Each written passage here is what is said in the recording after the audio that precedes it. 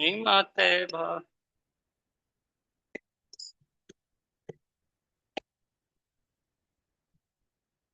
नमस्ते सरस्वते देवे गौरवाणी प्रचारिणे निर्विशेष शून्यवादी पाश्चात्य देशतारिणे नमस्ते।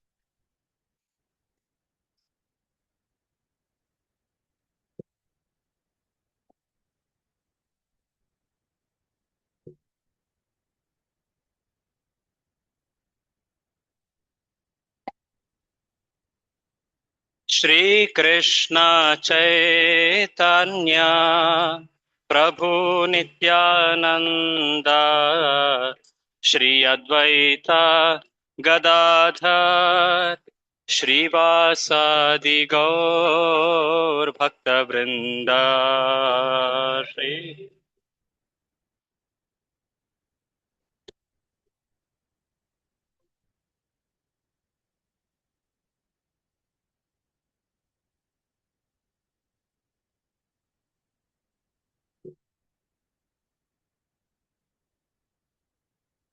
हरे कृष्ण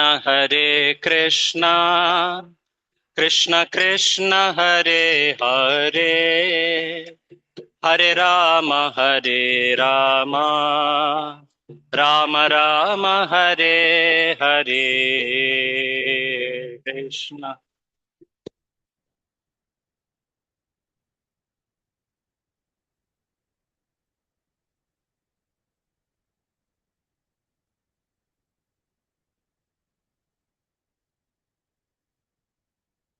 हरे कृष्ण कृष्ण कृष्ण हरे हरे हरे राम राम राम हरे हरे। हरे कृष्ण कृष्ण कृष्ण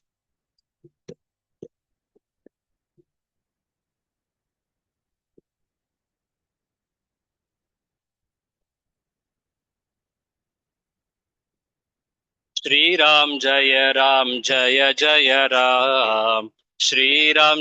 राम जय जय राम।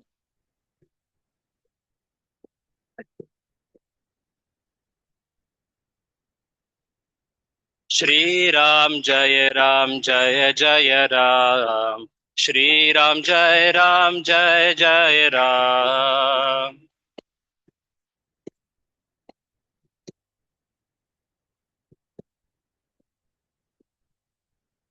राम जय जय राम राम जय जय राम।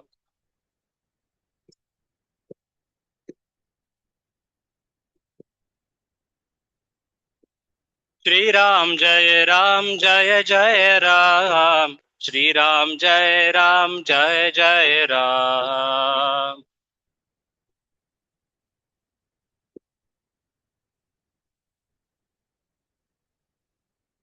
सीताराम जय सीताराम सीताराम जय सीताराम।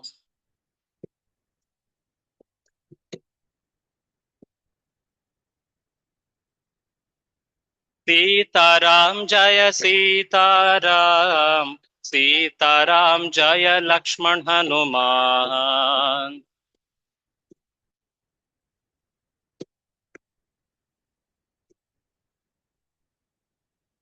सीताराम जय सीताराम सीताराम जय लक्ष्मण हनुमान।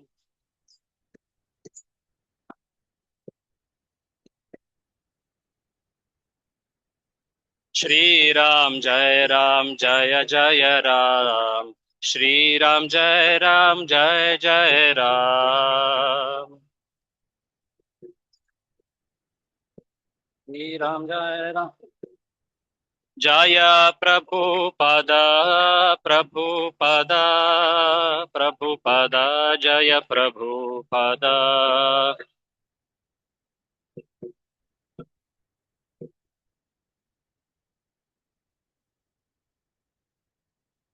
श्री सीताराम लक्ष्मण हनुमान की।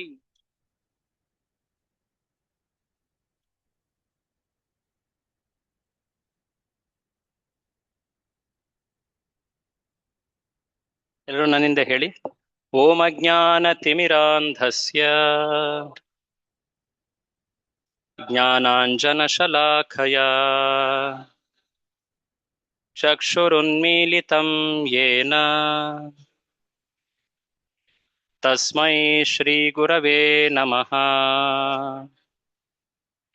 ನಮಃ ಓಂ ವಿಷ್ಣುಪಾದಾಯ कृष्णप्रेष्ठाय भूतले श्रीमते भक्तिवेदान्त स्वामिन्निति नामिने. नमस्ते सारस्वते देवे गौरवाणी प्रचारिणे निर्विशेष शून्यवादी पाश्चात्य देशतारिणे. जय श्री कृष्ण चैतन्य प्रभु नित्यानंद श्री अद्वैत गदाधर श्रीवासादि गौर भक्त वृंद. हरे कृष्णा कृष्ण कृष्ण हरे हरे हरे राम राम राम हरे हरे. मूकं करोति वाचालं पंगुं लंघयते गिरिं यत्कृपातमहं वंदे ಶ್ರೀಗುರುಂ ದೀನತಾರಿಣಂ. ಹರೇ ಕೃಷ್ಣ. ಎಲ್ರಿಗೂ ನಮ್ಮ ಶನಿವಾರದ ಕೃಷ್ಣ ರಸಾಯನ ಕಾರ್ಯಕ್ರಮಕ್ಕೆ ಸ್ವಾಗತ. ಪ್ರತಿ ಶನಿವಾರ ಈ ರೀತಿ ವಿಶೇಷವಾಗಿ ಭಾಗವತ ಪುರಾಣದ ಕುರಿತಾಗಿ ನಾವು ಒಂದೊಂದು ಅಧ್ಯಾಯ ಆ ರೀತಿ ಚರ್ಚೆ ಮಾಡ್ತಾ ಬರ್ತಾ ಇದ್ದೀವಿ. ಒಂದು ವರ್ಷದ ಮೇಲಾಯ್ತು. 3ನೇ ಸ್ಕಂದದವರೆಗೆ ಚರ್ಚೆನ ಇಲ್ಲಿಗೆ ಹಿಂದಿನ ಸಂಚಿಕೆ ಅಥವಾ ಹಿಂದಿನ ಕ್ಲಾಸ್ನಲ್ಲಿ ಮಾಡಲಾಗಿತ್ತು. ವಿಶೇಷವಾಗಿ ಒಂದೆರಡು ತರಗತಿಗಳಲ್ಲಿ ನಾವು ರಾಮಾಯಣದ ಕುರಿತಾಗಿ ಚರ್ಚೆಗಳನ್ನು ಮಾಡಿದ್ವಿ ಅಲ್ವಾ. ಹಿಂದಿನ ಶುಕ್ರವಾರ ರಾಮನವಮಿ ಹಿಂದಿನ ವಾರ, ಮತ್ತೆ ರಾಮನವಮಿಯ ಆ ವಾರವೂ ಕೂಡ ವಿಶೇಷವಾಗಿ ಸೀತಾರಾಮ ಕಲ್ಯಾಣ ಅದೆಲ್ಲವನ್ನು ಕೂಡ ಹಿಂದೆ ಬಾರಿ ಚರ್ಚೆ ಮಾಡಿದ್ವಿ. ಸೊ ರಾಮನವಮಿ ಆದ್ಮೇಲೆ ಬರುವಂತಹ ಪೂರ್ಣಿಮೆ, ಚೈತ್ರ ಪೂರ್ಣಿಮೆ, ಆ ಪೂರ್ಣಿಮೆ ದಿನ ಹನುಮಂತನ ಜನ್ಮತಿಥಿ ಅಂತ ಆಚರಿಸ್ತಾರೆ. ಹನುಮ ಜಯಂತಿ ಅಂತ, ಅದು ಬಹಳ ವಿಶೇಷವಾದಂತಹ ಒಂದು ಉತ್ಸವ. ವಿಶೇಷವಾಗಿ ರಾಮಾಯಣದ ಪ್ರಸಂಗಗಳಲ್ಲಿ ಹನುಮಂತ ಸಾಕಷ್ಟು ಜಾಗಗಳಲ್ಲಿ ಕಾಣಿಸ್ಕೊಳ್ತಾನೆ. ಹಾಗಾಗಿ ಅವನನ್ನ ರಾಮಾಯಣ ಮಹಾಮಾಲ ರತ್ನ ಅಂತ ಹೇಳಿದ್ದಾರೆ. ಅದ್ರ ಬಗ್ಗೆ ಚರ್ಚೆ ಮಾಡೋಣ. ಅದಕ್ಕೂ ಮುಂಚೆ ಒಂದು ಹನುಮಂತನಿಗೆ ಅಂತ ವಿಶೇಷವಾದಂತಹ ಪ್ರಾರ್ಥನೆ ಇದೆ. ರಾಮಾಯಣವನ್ನ ಓದ್ಲಿಕ್ಕೂ ಮುಂಚೆ ರಾಮಾಯಣ ಧ್ಯಾನ ಅಂತ ಕೆಲವು ಶ್ಲೋಕಗಳಿವೆ. ಅದರಲ್ಲಿ ರಾಮಾಯಣ ಬರೆದಂತಹ ಮಹರ್ಷಿ ವಾಲ್ಮೀಕಿಗಳಿಗೆ ಪ್ರಾರ್ಥನೆಯನ್ನ ಹೇಳಲಾಗುತ್ತೆ. ಅದಾದ್ಮೇಲೆ ವಿಶೇಷವಾಗಿ ಹನುಮಂತ ಆಂಜನೇಯನಿಗೆ ಕುರಿತಾಗಿ ಕೆಲವು ಪ್ರಾರ್ಥನೆಗಳಿವೆ. ಆನಂತರ ರಾಮಾಯಣ ಗ್ರಂಥದ ಕುರಿತಾಗಿ ಕೆಲವು ಶ್ಲೋಕಗಳಿವೆ. ಅದರಲ್ಲಿ ಬರುವಂತಹ ಒಂದು ಪ್ರಾರ್ಥನೆ ಬಹಳ ಪ್ರಸಿದ್ಧವಾದದ್ದು, ತಾವೆಲ್ಲ ಕೇಳೇ ಇರ್ತೀರಾ. ಯತ್ರ ಯತ್ರ ರಘುನಾಥ ಕೀರ್ತನಂ ತತ್ರ ತತ್ರ ಕೃತಮಸ್ತಕಾಂಜಲಿಂ ಬಾಷ್ಪವಾರಿ ಪರಿಪೂರ್ಣಲೋಚನಂ ಮಾರುತಿಂ ನಮತ ರಾಕ್ಷಸಾಂತಕಂ. ಸೊ ಈ ಒಂದು ಶ್ಲೋಕದಲ್ಲಿ ಆ ಮಾರುತಿ ಹನುಮಂತನ ಒಂದು ವಿಶೇಷವಾದಂತಹ ಗುಣವನ್ನ ಹೇಳಲಾಗಿದೆ.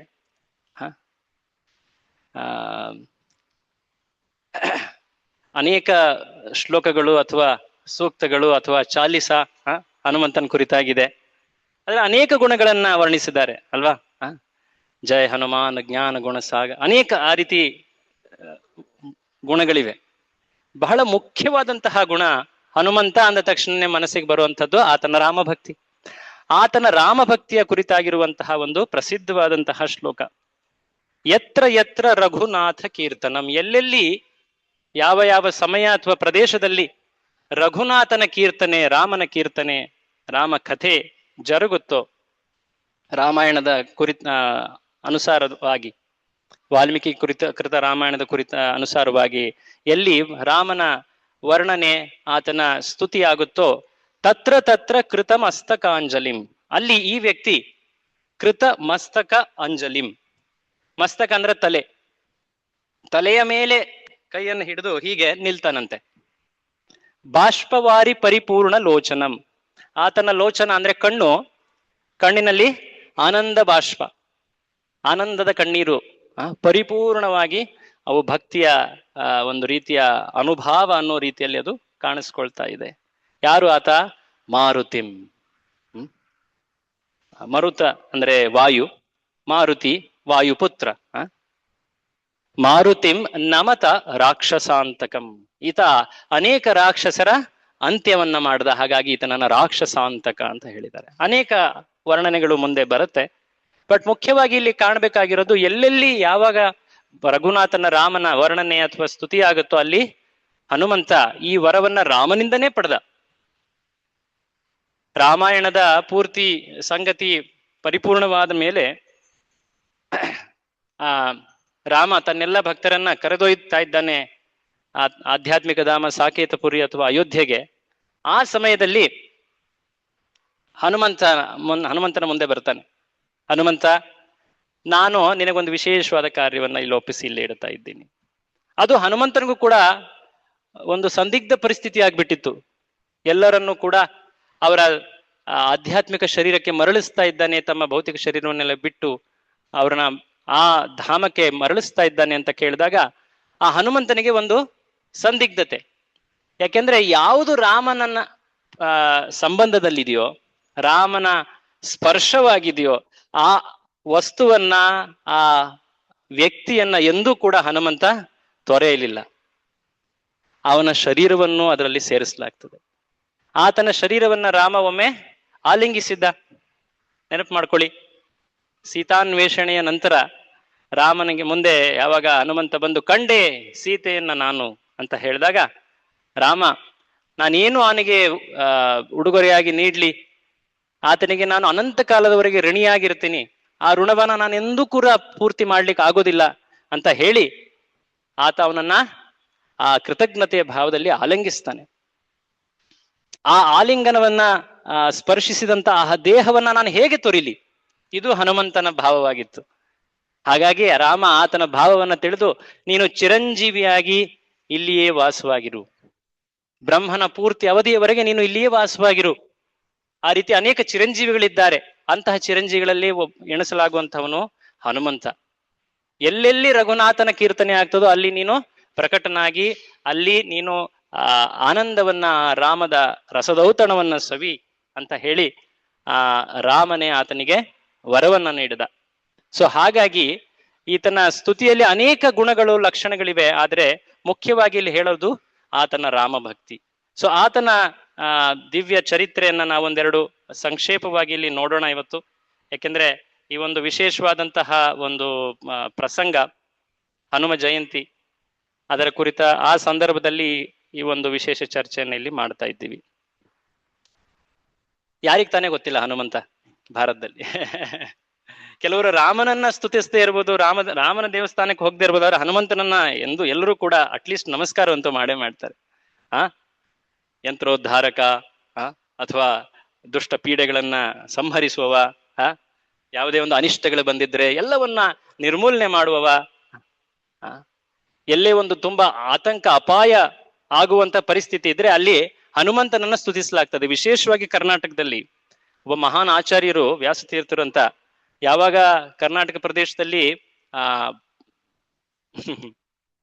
ಯವನರ ಆಕ್ರಮಣ ಆಗ್ತಾ ಇತ್ತು ಆ ಸಮಯದಲ್ಲಿ, ಆಗ ಅವರು ಧರ್ಮರ ಸಂರಕ್ಷಣೆಗೆ ಅಂತ ಹೇಳಿ ಅನೇಕ ಹನುಮಂತನ ದೇವಸ್ಥಾನಗಳನ್ನ ಕರ್ನಾಟಕದಾದ್ಯಂತ, ಅಷ್ಟೇ ಅಲ್ಲ ಭಾರತಾದ್ಯಂತ ಅವರು ಸ್ಥಾಪಿಸಿದ್ದಾರೆ.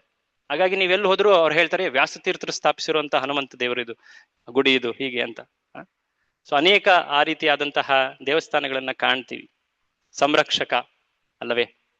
ಸೊ ಆ ಹನುಮಂತ, ಆತ ಕರ್ನಾಟಕದವನು. ಆ ಕಿಷ್ಕಿಂದ ರಾಜ್ಯ, ಕಿಷ್ಕಿಂದ ಪ್ರದೇಶದವನು. ಆತನ ತಂದೆ ತಾಯಿ ಕೇಸರಿ ಮತ್ತೆ ಅಂಜನಾದೇವಿ ಅಂತ. ನೀವು ಹಂಪಿ ಕ್ಷೇತ್ರಕ್ಕೆ ಹೋದ್ರೆ ಅಲ್ಲಿ ಅಂಜನಾ ಪರ್ವತ ಅಂತ ಈಗಲೂ ಅಲ್ಲಿದೆ. ಅಲ್ಲಿ ಮೇಲ್ಗಡೆ ಒಂದು ದೇವಸ್ಥಾನದಲ್ಲಿ ಅಲ್ಲಿ ವಿಗ್ರಹ ಕೂಡ ಇದೆ. ತಾಯಿ ಅಂಜನಾ ದೇವಿಯ ಮಡಿಲಲ್ಲಿರುವಂತಹ ಬಾಲ ಹನುಮ, ಬಾಲ ಆಂಜನೇಯ. ಆತನ ಹೆಸರಾಗಿದ್ದು ಆಂಜನೇಯ. ಅಂಜನಾದೇವಿಯ ಸುತ ಆಂಜನೇಯ. ಕೇಸರಿಯ ಪುತ್ರ, ರುದ್ರನ ಅಂಶವೂ ಕೂಡ. ಅಷ್ಟೇ ಅಲ್ಲದೆ ಆತ ವಾಯುಪುತ್ರನು ಕೂಡ. ನಿತ್ಯ ಸಿದ್ಧ ಭಕ್ತ, ಅಯೋಧ್ಯೆಯಲ್ಲಿ ರಾಮನ ಸದಾ ಸೇವೆಯಲ್ಲಿ ತತ್ಪರನಾಗಿರುವಂಥವನು. ಈ ಜಗತ್ತಿನಲ್ಲಿ ಅವತರಿಸಿದಾಗ ಆತ ವಾಯು ಅಂಶ, ರುದ್ರಾಂಶಗಳ ಜೊತೆಗೆ ಪ್ರಕಟನಾಗ್ತಾನೆ. ಹೀಗೆ ತನ್ನ ಬಾಲ್ಯದಲ್ಲಿ ಆತ ನಡೀತಾ ಇರುವಾಗ ಅದೊಂದು ವಿಶೇಷವಾದ ಪ್ರಸಂಗ. ಎಲ್ಲ ಮಕ್ಕಳಿಗೆ ನಾವು ಹೇಳ್ತೀವಲ್ಲ, ಸಣ್ಣವನಿದ್ದಾಗ ಹನುಮಂತ ಏನ್ ಮಾಡ್ದ ಅಂತ. ಆಕಾಶಕ್ಕೆ ಹಾರ್ದ. ಸೂರ್ಯನನ್ನ ಒಂದು ಫಲ ಅಥವಾ ಹಣ್ಣು ಅಂತ ತಿಳಿದು ಆತ ಆಕಾಶಕ್ಕೆ ಹಾರಿದ್ದ. ಸೂರ್ಯ ಕೂಡ ನನ್ನ ಹತ್ರ ಬರ್ತಾ ಇರುವಂತ ಈ ಮಗುವನ್ನ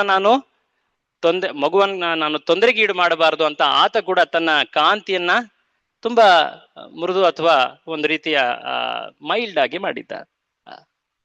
ಆದ್ರೆ ಆ ಸಮಯ ಗ್ರಹಣದ ಸಮಯ ಬರ್ತಾ ಇತ್ತು. ಹಾಗಾಗಿ ಅಲ್ಲಿ ರಾಹು ಕೂಡ ಅಲ್ಲಿ ಬರ್ತಾ ಇದ್ದ. ತಕ್ಷಣ ರಾಹುವನ್ನು ಕಂಡಂತಹ ಆ ಬಾಲ ಆಂಜನೇಯ ಆ ರಾಹುವನ್ನ ಹಿಡಿಲಿಕ್ಕೆ ಅಂತ ಹೇಳಿ ಕೈ ಚಾಚಿ ಮುಂದೆ ಹೋಗ್ತಾ ಇದ್ದಾನೆ. ರಾಹು ಹೆದರಿ ದೇವತೆಗಳ ರಾಜನಾದಂತ ಇಂದ್ರನಿಗೆ ಮೊರೆ ಇಡ್ತಾನೆ, ಇಂದ್ರ ನನ್ನನ್ನ ರಕ್ಷಿಸು ಅಂತ. ಇಂದ್ರ ನೋಡ್ತಾನೆ, ಏನಿದು, ಇಲ್ಲಿವರೆಗೆ ರಾಕ್ಷಸರು ಬಂದು ನಮ್ಮನ್ನ ಪೀಡಿಸ್ತಾ ಇದ್ರು, ಈಗ ಯಾವುದೋ ಒಂದು ಸಣ್ಣ ಮಗು ಬಂದು ಪೀಡಿಸ್ತಾ ಇದೆಯಲ್ಲ, ಹೀಗಂತ ಹೇಳಿ ಪ್ರಾರ್ಥನೆ ಮಾಡ್ತಾ ಇದ್ದಾನಲ್ವ. ಸೊ ಹಾಗಾಗಿ ಬರ್ತಾನೆ, ಒಲ್ಲದ ಮನಸ್ಸಿಂದ ಸಾಂತ್ವನ ಮಾಡ್ತಾ, ಬಿಟ್ಬಿಡು ಹೇ ಬಾಲಕ, ಬಿಟ್ಬಿಡು, ಏನ್ ಬೇಕು ನಿನಗೆ, ಹಣ್ಣು ತಾನೆ ಕೊಡ್ತೀನಿ ನಾನು. ಆದ್ರೆ ಹನುಮಂತ ಅಥವಾ ಆಂಜನೇಯ ಒಂದು ರೀತಿ ಹಠದಲ್ಲಿ, ಆ ಮುಗ್ಧತೆಯಲ್ಲಿ ರಾಹುವನ್ನ ಹಿಡಿಲಿಕ್ಕೆ ಅಂತ ಕೈ ಚಾಚಿದ. ಒಂದ್ ರೀತಿ ಅನಿವಾರ್ಯ ಸ್ಥಿತಿ ಆದಾಗ ಆತನ ಮನಸ್ಸಿರ್ಲಿಲ್ಲ. ಬಟ್ ಇಂದ್ರ ಒಲ್ಲದ ಮನಸ್ಸಿಂದ ವಜ್ರಾಯುಧವನ್ನ ಉಪಯೋಗಿಸ್ತಾನೆ ಆ ಸಣ್ಣ ಬಾಲಕನ ಮೇಲೆ. ಆ ವಜ್ರಾಯುಧ ಈ ದವಡೆ ಹತ್ರ, ಅಥವಾ ಇದಕ್ಕೆ ಹನು ಅಂತ ಹೇಳ್ತಾರ, ಅದಕ್ಕೆ ಅದು ತಗಲಿದ್ರಿಂದ, ಅಲ್ಲಿ ಪ್ರಹಾರವಾದದ್ರಿಂದ ಆತನ ಅಲ್ಲಿ ಆ ಮೇಲಿಂದ ಆತನ ಪತನವಾಗ್ತದೆ. ಆತನ ತಂದೆಯಾದ ವಾಯು ಬಂದು ಅವನನ್ನು ರಕ್ಷಿಸಿ, ಅದೆಲ್ಲ ವೃತ್ತಾಂತ ತಮಗೆ ತಿಳಿದೇ ಇದೆ. ವಾಯು ಕುಪಿತನಾಗ್ತಾನೆ. ಆಗ ಎಲ್ಲ ದೇವತೆಗಳು ಒಂದು ಕ್ಷಮೆ ಬೇಡ್ತಾರೆ. ಆಗ ಎಲ್ಲ ದೇವತೆಗಳು ಆ ಒಂದು ಸನ್ನಿವೇಶದ ಕಾರಣದಿಂದಾಗಿ ಎಲ್ಲರೂ ಕೂಡ ಆತನಿಗೆ ವರದಾನಗಳನ್ನ ನೀಡ್ತಾರೆ, ಅನೇಕ ವರದಾನಗಳನ್ನ ನೀಡ್ತಾರೆ. ಇಂದ್ರ ಹೇಳ್ತಾನೆ, ಎಂದೂ ಕೂಡ ನಿನಗೆ ವಜ್ರಾಯುಧದ ಪ್ರಹಾರದ ನೋವು ಆಗೋದೇ ಇಲ್ಲ. ಯಾರು ಕೂಡ ಅಟ್ಲೀಸ್ಟ್ ನಾನಂತೂ ವಜ್ರಾಯುಧ ನಿನ್ನ ಮೇಲೆ ಎಂದೂ ಪ್ರಹಾರ ಮಾಡೋದಿಲ್ಲ. ಯಾವ ಬ್ರಹ್ಮಾಸ್ತ್ರವೂ ನಿನ್ನ ಮೇಲೆ ಪ್ರಭಾವ ನೀಡಲಾಗೋದು. ಅಷ್ಟೇ ಅಲ್ಲದೆ ಅನೇಕ ರೀತಿಯ ದಿವ್ಯ ಅಸ್ತ್ರಗಳನ್ನ ನೀಡ್ತಾರೆ. ಆಗ ಐ ಥಿಂಕ್ ಬ್ರಹ್ಮನೇ ಅನ್ಸುತ್ತೆ, ಬ್ರಹ್ಮ ಬಂದ ಹೇಳ್ತಾನೆ, ನಿನಗೆ ಒಂದು ಅಮೂಲ್ಯವಾದಂತಹ ಒಂದು ಹಾರವನ್ನ ನೀಡ್ತಾ ಇದ್ದೀನಿ, ಈ ಹಾರವನ್ನ ನೀನು ಧರಿಸ್ತೀಯ. ಆದ್ರೆ ಈ ಹಾರ ಯಾರಿಗೂ ಕೂಡ ಕಣ್ಣಿಗೆ ಕಾಣೋದಿಲ್ಲ, ರತ್ನಹಾರ ಇದು. ಈ ಹಾರವನ್ನ ಯಾರು ಕಾಣ್ತಾರೋ ಅವರೇ ನಿನ್ನ ನಿಜ ಸ್ವಾಮಿ ಅಂತ ಹೇಳಿ ಬ್ರಹ್ಮ ಅಲ್ಲಿಂದ ಮುಂದೆ ಹೋಗ್ತಾನೆ. ಬಾಲಕ ಇಷ್ಟೊಂದು ವರದಾನ ಶಕ್ತಿ, ಅಷ್ಟೊಂದು ಅದ್ಭುತ ಸಿದ್ಧಿಗಳನ್ನ ಪಡೆದಂತಹ ಸಣ್ಣ ಮಗು. ಸಾಮಾನ್ಯವಾಗಿ ವ್ಯಕ್ತಿ ಅಷ್ಟೊಂದು ಶಕ್ತಿ ಸಿಕ್ಕಾಗ ಏನ್ ಬರುತ್ತೆ? ಗರ್ವ ಅಥವಾ ಅಹಂಕಾರ ಬರುತ್ತೆ. ಆ ಗರ್ವ ಅಹಂಕಾರ ಈತನಿಗೆ ತಟ್ಟದಿರಲಿ ಅಂತ ಒಂದು ವಿಶೇಷವಾದ ಪ್ರಸಂಗ ಆಯೋಜಿಸಲ್ಪಡುತ್ತೆ. ಏನಾಗತ್ತೆ, ಅಷ್ಟೊಂದು ಶಕ್ತಿಶಾಲಿಯಾದಂತಹ ಆ ಹನುಮ, ಆತನ ಹೆಸರೀಗ ಹನುಮ ಅಥವಾ ಹನುಮಂತ, ತನ್ನ ಆ ಬಾಲ್ಯದ ಚೇಷ್ಟೆಗಳಲ್ಲಿ ಋಷಿಗಳಿಗೆ ಒಂದು ರೀತಿ ಹಾಸ್ಯ ಮಾಡ್ತಾನೆ. ಕೆಲವೊಮ್ಮೆ ಅವರಿಗೆ ಪೀಡಿಸ್ತಾನೆ. ಅದ್ರ ಡೀಟೇಲ್ಸ್ ಎಲ್ಲ ಹೋಗೋದು ಬೇಡ, ಅನೇಕ ಡೀಟೇಲ್ಸ್ ಇದೆ. ಹೇಗೆ ಒಬ್ಬ ಋಷಿಯ ಕುಟೀರದೊಳಗೆ ಆತನನ್ನ ಸೆರೆ ಹಿಡಿದಂತಾರೆ ಮಾಡ್ಬಿಡ್ತಾನೆ, ಅಲ್ಲಿ ಹುಲಿನ ಆನೆಯನ್ನ ತಂದಿಟ್ಟಿರ್ತಾನೆ. ಅದರಿಂದ ಆ ಋಷಿ ಭಯಭೀತನ ಆಗ್ತಾನೆ. ಆಗ ಋಷಿ ದೇವ ಯೋಜನೆಯಂತೆ ಆತನಿಗೆ ಒಂದು ಶಾಪವನ್ನ ನೀಡ್ತಾನೆ. ಅಷ್ಟೊಂದು ಶಕ್ತಿ ನಿನಗಿದೆ, ಆದ್ರೆ ಈ ಶಕ್ತಿ ನಿನಗೆ ಮರೆತು ಹೋಗುತ್ತೆ. ಯಾರಾದ್ರೂ ನಿನಗೆ ಇದನ್ನ ನೆನೆಸುವವರೆಗೂ ಈ ಶಕ್ತಿಯನ್ನ ನೀನು, ಈ ಸಿದ್ಧಿಗಳನ್ನ ನೀನು ಉಪಯೋಗಿಸಲಿಕ್ಕೆ ಆಗೋದೇ ಇಲ್ಲ. ಯಾರು ಹೇಳಿದ್ರು? ಆ ಋಷಿ ಈತನಿಗೆ ಶಾಪವನ್ನ ನೀಡಿದರು. ಆದ್ರೆ ಈ ಶಾಪ ಯಾಕೆ ವಿಶೇಷ? ಈ ಶಾಪವಿಲ್ಲದಿದ್ರೆ ಏನಾಗ್ತಾ ಇತ್ತು? ಅಷ್ಟೊಂದು ಶಕ್ತಿಶಾಲಿ, ಅಷ್ಟೊಂದು ಸಿದ್ಧಿಯನ್ನ ಉಳ್ಳಂತಹ ವ್ಯಕ್ತಿ ಮನುಷ್ಯ ಸಹಜವಾದಂತಹ ಆ ಅಹಂಕಾರಕ್ಕೆ ತುತ್ತಾಗ್ತಾ ಇದ್ದ. ಹನುಮ ನಿತ್ಯ ಸಿದ್ಧ, ಆದ್ರೂ ಕೂಡ ಒಬ್ಬ ಭಕ್ತನ ಒಂದು ಪಾತ್ರವನ್ನ ಇಲ್ಲಿ ವಹಿಸ್ತಾ ಇದ್ದಾನೆ. ಆತರಿಂದ ನಾವು ಭಕ್ತಿ ಹೇಗೆ ಮಾಡ್ಬೇಕು ಅನ್ನೋದು ಕಲಿತೀವಿ. ಅಹಂಕಾರವಿರಬಾರದು. ಎಷ್ಟೇ ವರ್ಷ, ಎಷ್ಟೇ ಸಂವತ್ಸರ ಅಥವಾ ಜನ್ಮಗಳು ನಾವು ಭಕ್ತಿಯಲ್ಲಿ ಜೀವಿಸಿದ್ರೂ ಕೂಡ ಎಂದು ಕೂಡ ನಾವು ಅಹಂಕಾರದಲ್ಲಿ ಬೀಗಬಾರದು. ಸೊ ಅದನ್ನ ಈತನ ಜೀವನದಲ್ಲಿ ನಾವು ಕಾಣ್ತೀವಿ. ಇದಾದ ಮೇಲೆ ವಿಶೇಷವಾಗಿ ಆ ಸಮಯದಲ್ಲಿ ಸೂರ್ಯನು ಕೂಡ ಬಂದು ಈತನಿಗೆ ವರದಾನವನ್ನ ನೀಡಿದ್ದ. ನೀನು ಆ ವಯಸ್ಸನ್ನ ತಲುಪಿದ ಮೇಲೆ ನಾನು ನಿನಗೆ ವಿದ್ಯಾದಾನವನ್ನ ಅಥವಾ ನಾನು ನಿನಗೆ ಶಿಕ್ಷಣವನ್ನ ನೀಡ್ತೀನಿ ಅಂತ. ಈಗ ಅವನು ಸ್ವಲ್ಪ ಪ್ರೌಢನಾದ. ಈಗ ವಿದ್ಯಾರ್ಜನೆಗೆ ಅಂತ ಹೇಳಿ ಸೂರ್ಯನ ಬಳಿ ಹೋಗಿ ವಿನಂತಿ ಮಾಡ್ತಾ ಇದ್ದಾನೆ. ಆದ್ರೆ ಸೂರ್ಯ ಹೇಳ್ತಾನೆ, ನೋಡು, ನನಗೆ ಪ್ರತಿದಿನ ಕಾರ್ಯಗಳಿವೆ. ಸೂರ್ಯನಿಗೆ ಎಂದಾದ್ರೂ ರಜೆ ಇದೆಯಾ? ನಾವು ರಜೆ ತಗೊಳ್ತೀವಿ, ರವಿವಾರ ಸೂರ್ಯನ ದಿನಾನೇ ರಜೆ ತಗೊಳ್ತೀವಿ. ಬಟ್ ಆದ್ರೆ ಸೂರ್ಯನಿಗೆ ರಜೆ ಇಲ್ಲ ಅಲ್ವಾ? ಯಚ್ಚಕ್ಷುರೇಶ ಸವಿತಾ ಸಕಲ ಗ್ರಹಾಣಂ ರಾಜ ಸಮಸ್ತ ಸುರ ಮೂರ್ತಿರಶೇಷ ತೇಜ. ನಮ್ಮ ವೇದಗಳಲ್ಲಿ ಬ್ರಹ್ಮ ಸಂಹಿತೆಯಲ್ಲಿ ಸೂರ್ಯನ ಕುರಿತಾಗಿದೆ ಹೇಳಲಾಗಿದೆ. ಏನದು? ಆ ಸೂರ್ಯ ಎಲ್ಲ ಗ್ರಹಗಳ ರಾಜ, ರಾಜ ಸಮಸ್ತ ಗ್ರಹಗಳ ರಾಜ. ಆ ರಾಜ ಶ್ರೀಕೃಷ್ಣನ ಶಕ್ತಿಯಿಂದ ಈ ಜಗತ್ತಿಗೆ ಬೆಳಕನ್ನ ನೀಡ್ತಾ ಇದ್ದಾನೆ. ಒಂದು ರೀತಿ ಆತ ಕೃಷ್ಣನ ಚಕ್ಷು ಅಥವಾ ಕಣ್ಣು. ಯಚ್ಚಕ್ಷುರೇಶ ಸವಿತಾ ಸಕಲ ಗ್ರಹಾಣ. ಸೊ ಹೀಗೆ ಸೂರ್ಯ ಹೇಳ್ತಾನೆ, ನನಗೆ ಬಿಡುವೇ ಇಲ್ಲ, ನನಗೆ ಬಿಡುವಿಲ್ಲ. ಹಾಗಾಗಿ ನಾನು ಯಾವಾಗ ನಿನಗೆ ವಿದ್ಯೆಯನ್ನ ಕಲಿಸ್ಲಿ? ಹನುಮಂತ ಹೇಳ್ತಾನೆ, ನಿಮ್ಮ ಕಾರ್ಯದ ಮಧ್ಯೆ ನನಗೆ ಕಲಿಸಿ. ನಾನು ಒಂದು ಕಡೆನೂ ನಿಲ್ಲೋದೇ ಇಲ್ಲ. ನನ್ನ ರಥ, ನೀವು ಸೂರ್ಯನ ರಥವನ್ನ ಉಡುಪಿಯಲ್ಲಿ ಕಾಣಬಹುದು. ಉಡುಪಿಯಲ್ಲಿ ಇದೆ ಅನೇಕ ದೇವಸ್ಥಾನಗಳಲ್ಲಿ, ಪುರಾತನ ದೇವಸ್ಥಾನಗಳಲ್ಲಿ ಸೂರ್ಯನ ರಥವನ್ನು ಕೂಡ ತೋರಿಸ್ತಾರೆ. ಏಕಚಕ್ರವುಳ್ಳಂತಹ ಮಹಾನ್ ರಥ, ಅದರಲ್ಲಿ ಅನೇಕ ಅಶ್ವಗಳು, ಅವೆಲ್ಲವೂ ವಿವರಿಸ್ತಾರೆ. ನನ್ನ ರಥ ಎಲ್ಲೂ ಕೂಡ ಯಾವ ಸಮಯವೂ ಕೂಡ ನಿಲ್ಲೋದೇ ಇಲ್ಲ. ಆಯ್ತು, ನೀವು ನಿಮ್ಮ ರಥದಲ್ಲೇ ಸ್ಥಿತರಾಗಿ ಅಲ್ಲಿಂದನೇ ನನಗೆ ವಿದ್ಯೆಯ ಬೋಧನೆಯನ್ನ ಮಾಡಿ. ಆದ್ರೆ ನನ್ನ ರಥದಲ್ಲಿ ಜಾಗವೇ ಇಲ್ಲ. ಸುಮಾರು 60,000 ಋಷಿಗಳು ನನ್ನ ಮುಂದೆ ವೇದ ಪಠಣೆಯನ್ನ ಮಾಡ್ತಾ ಇದ್ದಾರೆ. ಸೊ ಹಾಗಿದ್ದಾಗ ನಾನು ಯಾವಾಗ ನಿನಗೆ ವಿದ್ಯೆಯನ್ನ ಕಲಿಸ್ಲಿ? ನೀವು ಅಲ್ಲಿಂದನೇ ನೀವು ನನಗೆ ವಿದ್ಯಾ ದಾನವನ್ನ ಮಾಡಿ, ನಾನು ನಿಮ್ಮ ಉನ್ಮುಖನಾಗಿ ನಿಮಗೆ ಮುಖ ಮಾಡಿ ನಾನು ಹಿಂದಿನ ದಿಕ್ಕಿನಲ್ಲಿ ನಾನು ಚಲಿಸ್ತಾ ಇರ್ತೀನಿ. ಒಂದು ರೀತಿ ವಿಶೇಷವಾದಂತಹ ಪರಿಸ್ಥಿತಿ. ಯೂಶಲಿ ಯಾವುದೇ ಒಂದು ಬೋಧನೆ ಆಗ್ಬೇಕಂದ್ರೆ ಇಬ್ರು ಒಂದ್ ಕಡೆ ಕೂತ್ಕೊಂಡು ಸಂವಾದದಲ್ಲಿ ಕಲಿತಾರೆ ಅಲ್ವಾ? ಬಟ್ ಆದ್ರೆ ಇಲ್ಲಿ ಗುರುವು ಕೂಡ ಚಲಿಸ್ತಾ ಇದ್ದಾನೆ, ಶಿಷ್ಯನು ಕೂಡ ಚಲಿಸ್ತಾ ಇದ್ದಾನೆ. ಸೊ ಅಂತಹ ಪರಿಸ್ಥಿತಿಯಲ್ಲಿ ಸುಮಾರು 1 ವರ್ಷದ ಕಾಲ ಹನುಮಂತ ಸೂರ್ಯರಿಂದ ವಿದ್ಯಾರ್ಜನೆಯನ್ನ ಮಾಡ್ತಾನೆ. ಎಷ್ಟು ಚೆನ್ನಾಗಿ ಅದನ್ನ ವಿಶೇಷವಾಗಿ ವ್ಯಾಕರಣವನ್ನ ಸೂರ್ಯನಿಂದ ಕಲಿತ, ಅನೇಕ ತತ್ವಶಾಸ್ತ್ರಗಳನ್ನು ಕೂಡ ಕಲಿತ, ಎಲ್ಲ ವಿದ್ಯೆಗಳನ್ನ ಕಲಿತ. ಅದಾದ ಮೇಲೆ ಆ ವಿದ್ಯಾರ್ಜನೆಯ ಕೊನೆಯಲ್ಲಿ ಆತ ಗುರುದಕ್ಷಿಣೆಯನ್ನ ನೀಡ್ಲಿಕ್ಕೆ ಅಂತ ಹೇಳಿ ಮುಂದೆ ಹೋಗ್ತಾನೆ. ಆಗ ಸೂರ್ಯದೇವರು ಆತನ ಅನಂತ ವಿದ್ಯಾರ್ಜನೆಯ ಗುಣಗಳನ್ನ ಕಂಡು, ವಿಶೇಷವಾಗಿ ಆತನ ಶಕ್ತಿಯನ್ನ ಕಂಡು ಒಂದು ವಿಶೇಷವಾದಂತಹ ಮಾತನ್ನ ಹೇಳ್ತಾನೆ. ನನ್ನ ಮಗನಾದಂತಹ ಸುಗ್ರೀವನ ಬದಿಯಲ್ಲಿ ನೀನು ಆತನ ಭಂಟನಾಗಿ, ಆತನ ಒಂದು ರೀತಿ ಸಪೋರ್ಟ್ ಆಗಿ ಯಾವಾಗ್ಲೂ ಆತನ ರಕ್ಷಣೆಗೆ ನಿಂತಿರು. ಆಯ್ತು ಗುರುಗಳೇ ಅಂತ ಹೇಳಿ ಅಲ್ಲಿಂದ ಹನುಮ ಈಗ ಭೂಮಿಗೆ ಬಂದ. ಸುಗ್ರೀವ ಕಿಷ್ಕಿಂಧ ಪ್ರದೇಶದ ರಾಜನಾದ ವಾಲಿಯ ತಮ್ಮ. ಆ ಸುಗ್ರೀವನ ಸಂಗಡಿಗನಾಗಿ ಹನುಮಂತ ಅಲ್ಲಿದ್ದ.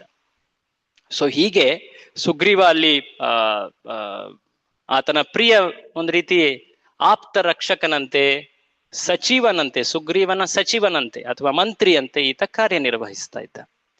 ಸೂರ್ಯನಿಂದ ಈತ ಎಷ್ಟು ಚೆನ್ನಾಗಿ ವಿದ್ಯೆಯನ್ನ ಕಲಿತಿದ್ದ. ಕೆಲ ದಿನಗಳಾದ ಮೇಲೆ ಮೊದಲ ಭೇಟಿ ರಾಮನ ಜೊತೆ ಕಿಷ್ಕಿಂಧೆಯಲ್ಲಿ ಆಗತ್ತೆ. ಅವರು ರಾಮ ಲಕ್ಷ್ಮಣರು ಅಂತ ಹನುಮಂತನಿಗೆ ಗುರುತಿಸಲಾಗೋದಿಲ್ಲ. ಆ ಸಮಯದಲ್ಲಿ ಸುಗ್ರೀವ ಒಂದು ಬಹಳ ಬಿಕ್ಕಟ್ಟಿನ ಸ್ಥಿತಿಯಲ್ಲಿ ಇರ್ತಾನೆ.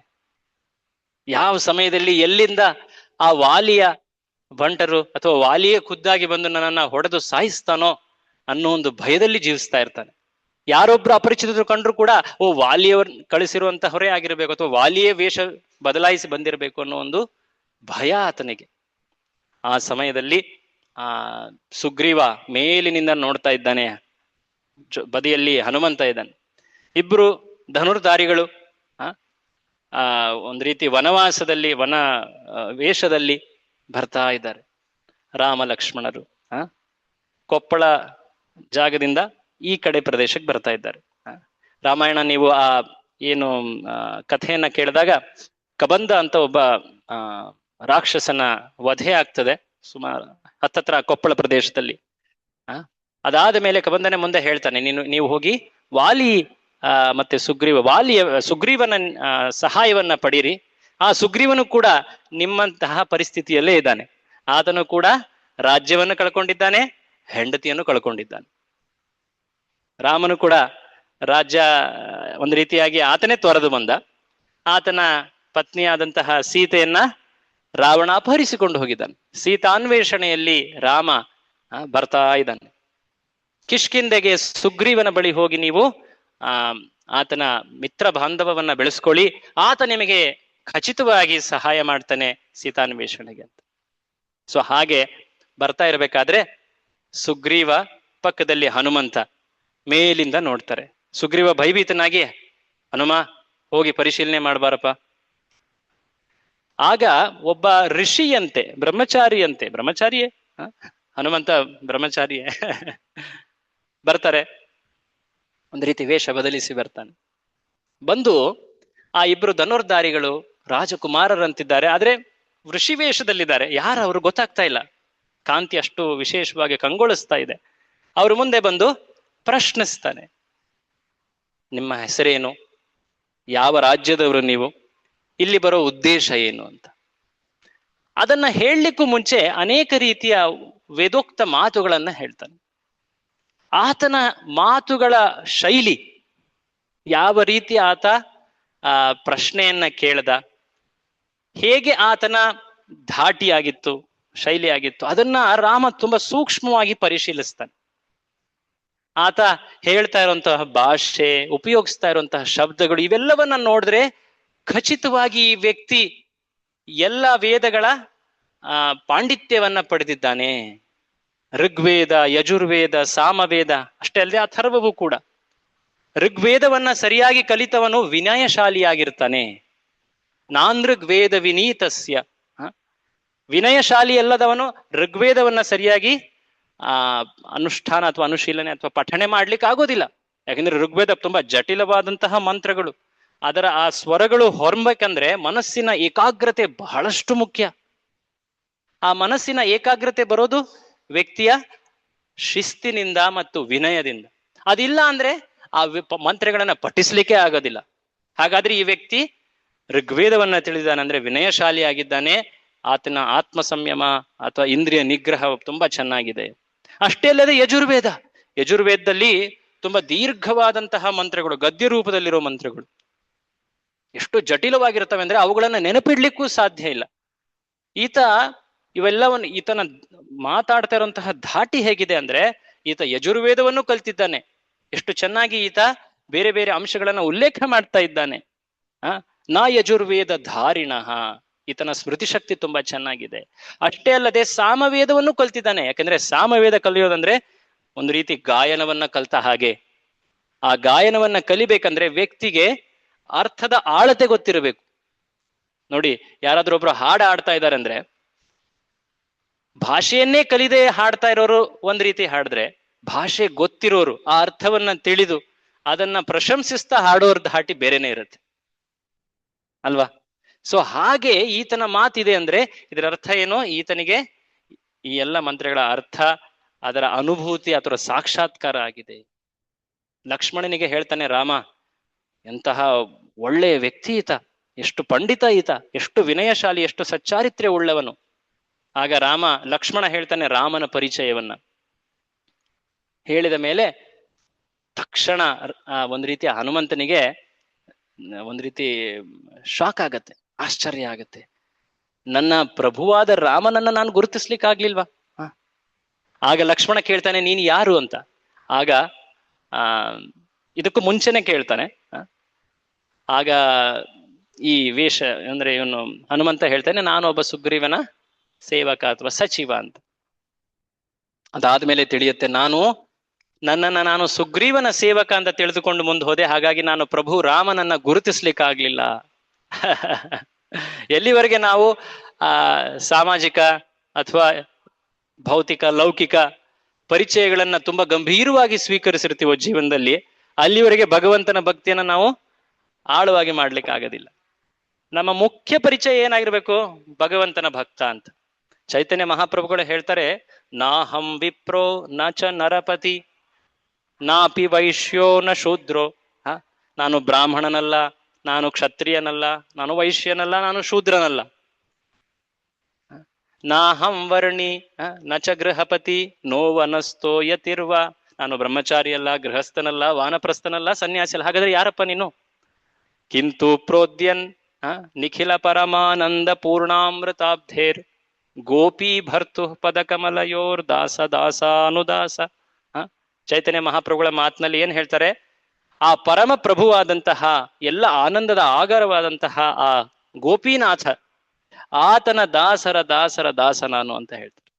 ಈ ಪರಿಚಯವನ್ನ ಇಟ್ಟು ನಾವು ದೇವರ ಮುಂದೆ ಬರದೇ ಹೋದ್ರೆ ನಾವು ದೇವರನ್ನ ಸರಿಯಾಗಿ ಗುರುತಿಸೋದಿಲ್ಲ. ಪ್ರತಿದಿನ ನಾವು ಭಗವಂತನ ದರ್ಶನಕ್ಕೆ, ಭಗವಂತನ ಸೇವೆಗೆ ಯಾವಾಗ ನಾವು ಬರ್ತೀವೋ, ನಮ್ಮ ಪರಂಪರೆಯಲ್ಲಿ ಈ ಶ್ಲೋಕವನ್ನ ಪಠಿಸಿ ಬರಬೇಕು ಅಂತ ಹೇಳಿದ್ದಾರೆ. ಯಾವುದೇ ಒಂದು ಭಗವಂತನ ಆರಾಧನೆ ಆಗ್ಲಿ, ಭಗವಂತನ ಅಥವಾ ನೈವೇದ್ಯ ತಯಾರು ಮಾಡುವಂತಹ ಸೇವೆ ಆಗ್ಲಿ, ಹೂ ಮಾಡೋದಾಗ್ಲಿ, ಯಾವುದೇ ಸೇವೆಯಲ್ಲಿ ಮೊದಲು ನಾವೇನ್ ತಿಳ್ಕೊಳ್ಬೇಕು? ನಾನು ಸೇವಕ, ನಾನು ಭಗವಂತನ ಶ್ರೀ ರಾಧಾಕೃಷ್ಣರ ಸೇವಕ. ಸೊ ಈ ಭಾವದಲ್ಲಿ, ನಾನು ಪ್ರಭು ರಾಮನ ಸೇವಕ ಅನ್ನೋ ಭಾವದಲ್ಲಿ, ಪರಿಚಯದಲ್ಲಿ ಹನುಮಂತ ಅಲ್ಲಿ ಪ್ರಕಟನಾಗಿಲ್ಲದಿದ್ದರಿಂದ ರಾಮನನ್ನ ಆತ ಗುರುತಿಸ್ಲಿಕ್ಕಾಗ್ಲಿಲ್ಲ. ಅದಾದ ಮೇಲೆ ಪಶ್ಚಾತ್ತಾಪ ಪಡ್ತಾನೆ. ಆನಂತರ ಅನೇಕ ಸಂಗತಿಗಳು ಘಟಿಸ್ತವೆ, ನಿಮ್ಗೆಲ್ಲ ಗೊತ್ತುಂಟು. ಸುಗ್ರೀವ ಮತ್ತೆ ರಾಮನ ಮಿತ್ರ ಬಾಂಧವ್ಯ ಆಗ್ತದೆ.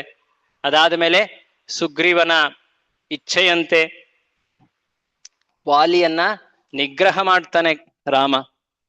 ಅದಾದ ಮೇಲೆ ಸುಗ್ರೀವ ಒಂದು ರೀತಿ ಮಾತು ಕೊಟ್ಟಿದ್ದ, ಮರೆತು ಬಿಟ್ಟಿದ್ದ. ನಾನು ನಿನ್ನ ಮಡದಿಯಾದಂತಹ ಸೀತೆಯನ್ನ ಹುಡುಕೋದಕ್ಕೆ ಪ್ರಯತ್ನ ಪಡ್ತೀನಿ. ಈಗ ಸದ್ಯಕ್ಕೆ 4 ತಿಂಗಳು ಮಳೆ ಬರ್ತಾ ಇದೆ, ಚತುರ್ಮಾಸ. ಇದಾದ ಮೇಲೆ ನಾವು ಪೂರ್ತಿಯಾಗಿ ತತ್ಪರರಾಗಿ ಇದನ್ನ ಕಾರ್ಯ ನೆರವೇರಿಸ್ತೀವಿ ಅಂತ ಹೇಳಿ 4 ತಿಂಗಳಾಯ್ತು. ಅನೇಕ ದಿನಗಳು ಘಟಿಸಿದ್ವು. ಮರೆತು ತಾನು ಒಂದು ರೀತಿ ಇಂದ್ರಿಯ ತೃಪ್ತಿ ಮೋಜಿನಲ್ಲಿ ಮುಳುಗಿ ಹೋಗಿದ್ದ. ಆಗ ಹನುಮ ಅಲ್ಲಿ ಬರ್ತಾನೆ. ಸುಗ್ರೀವ, ಸಮಭಾವದಲ್ಲಿ ನೀನು ರಾಮನನ್ನ ಕಂಡು ನಿರ್ಲಕ್ಷಿಸಬೇಡ.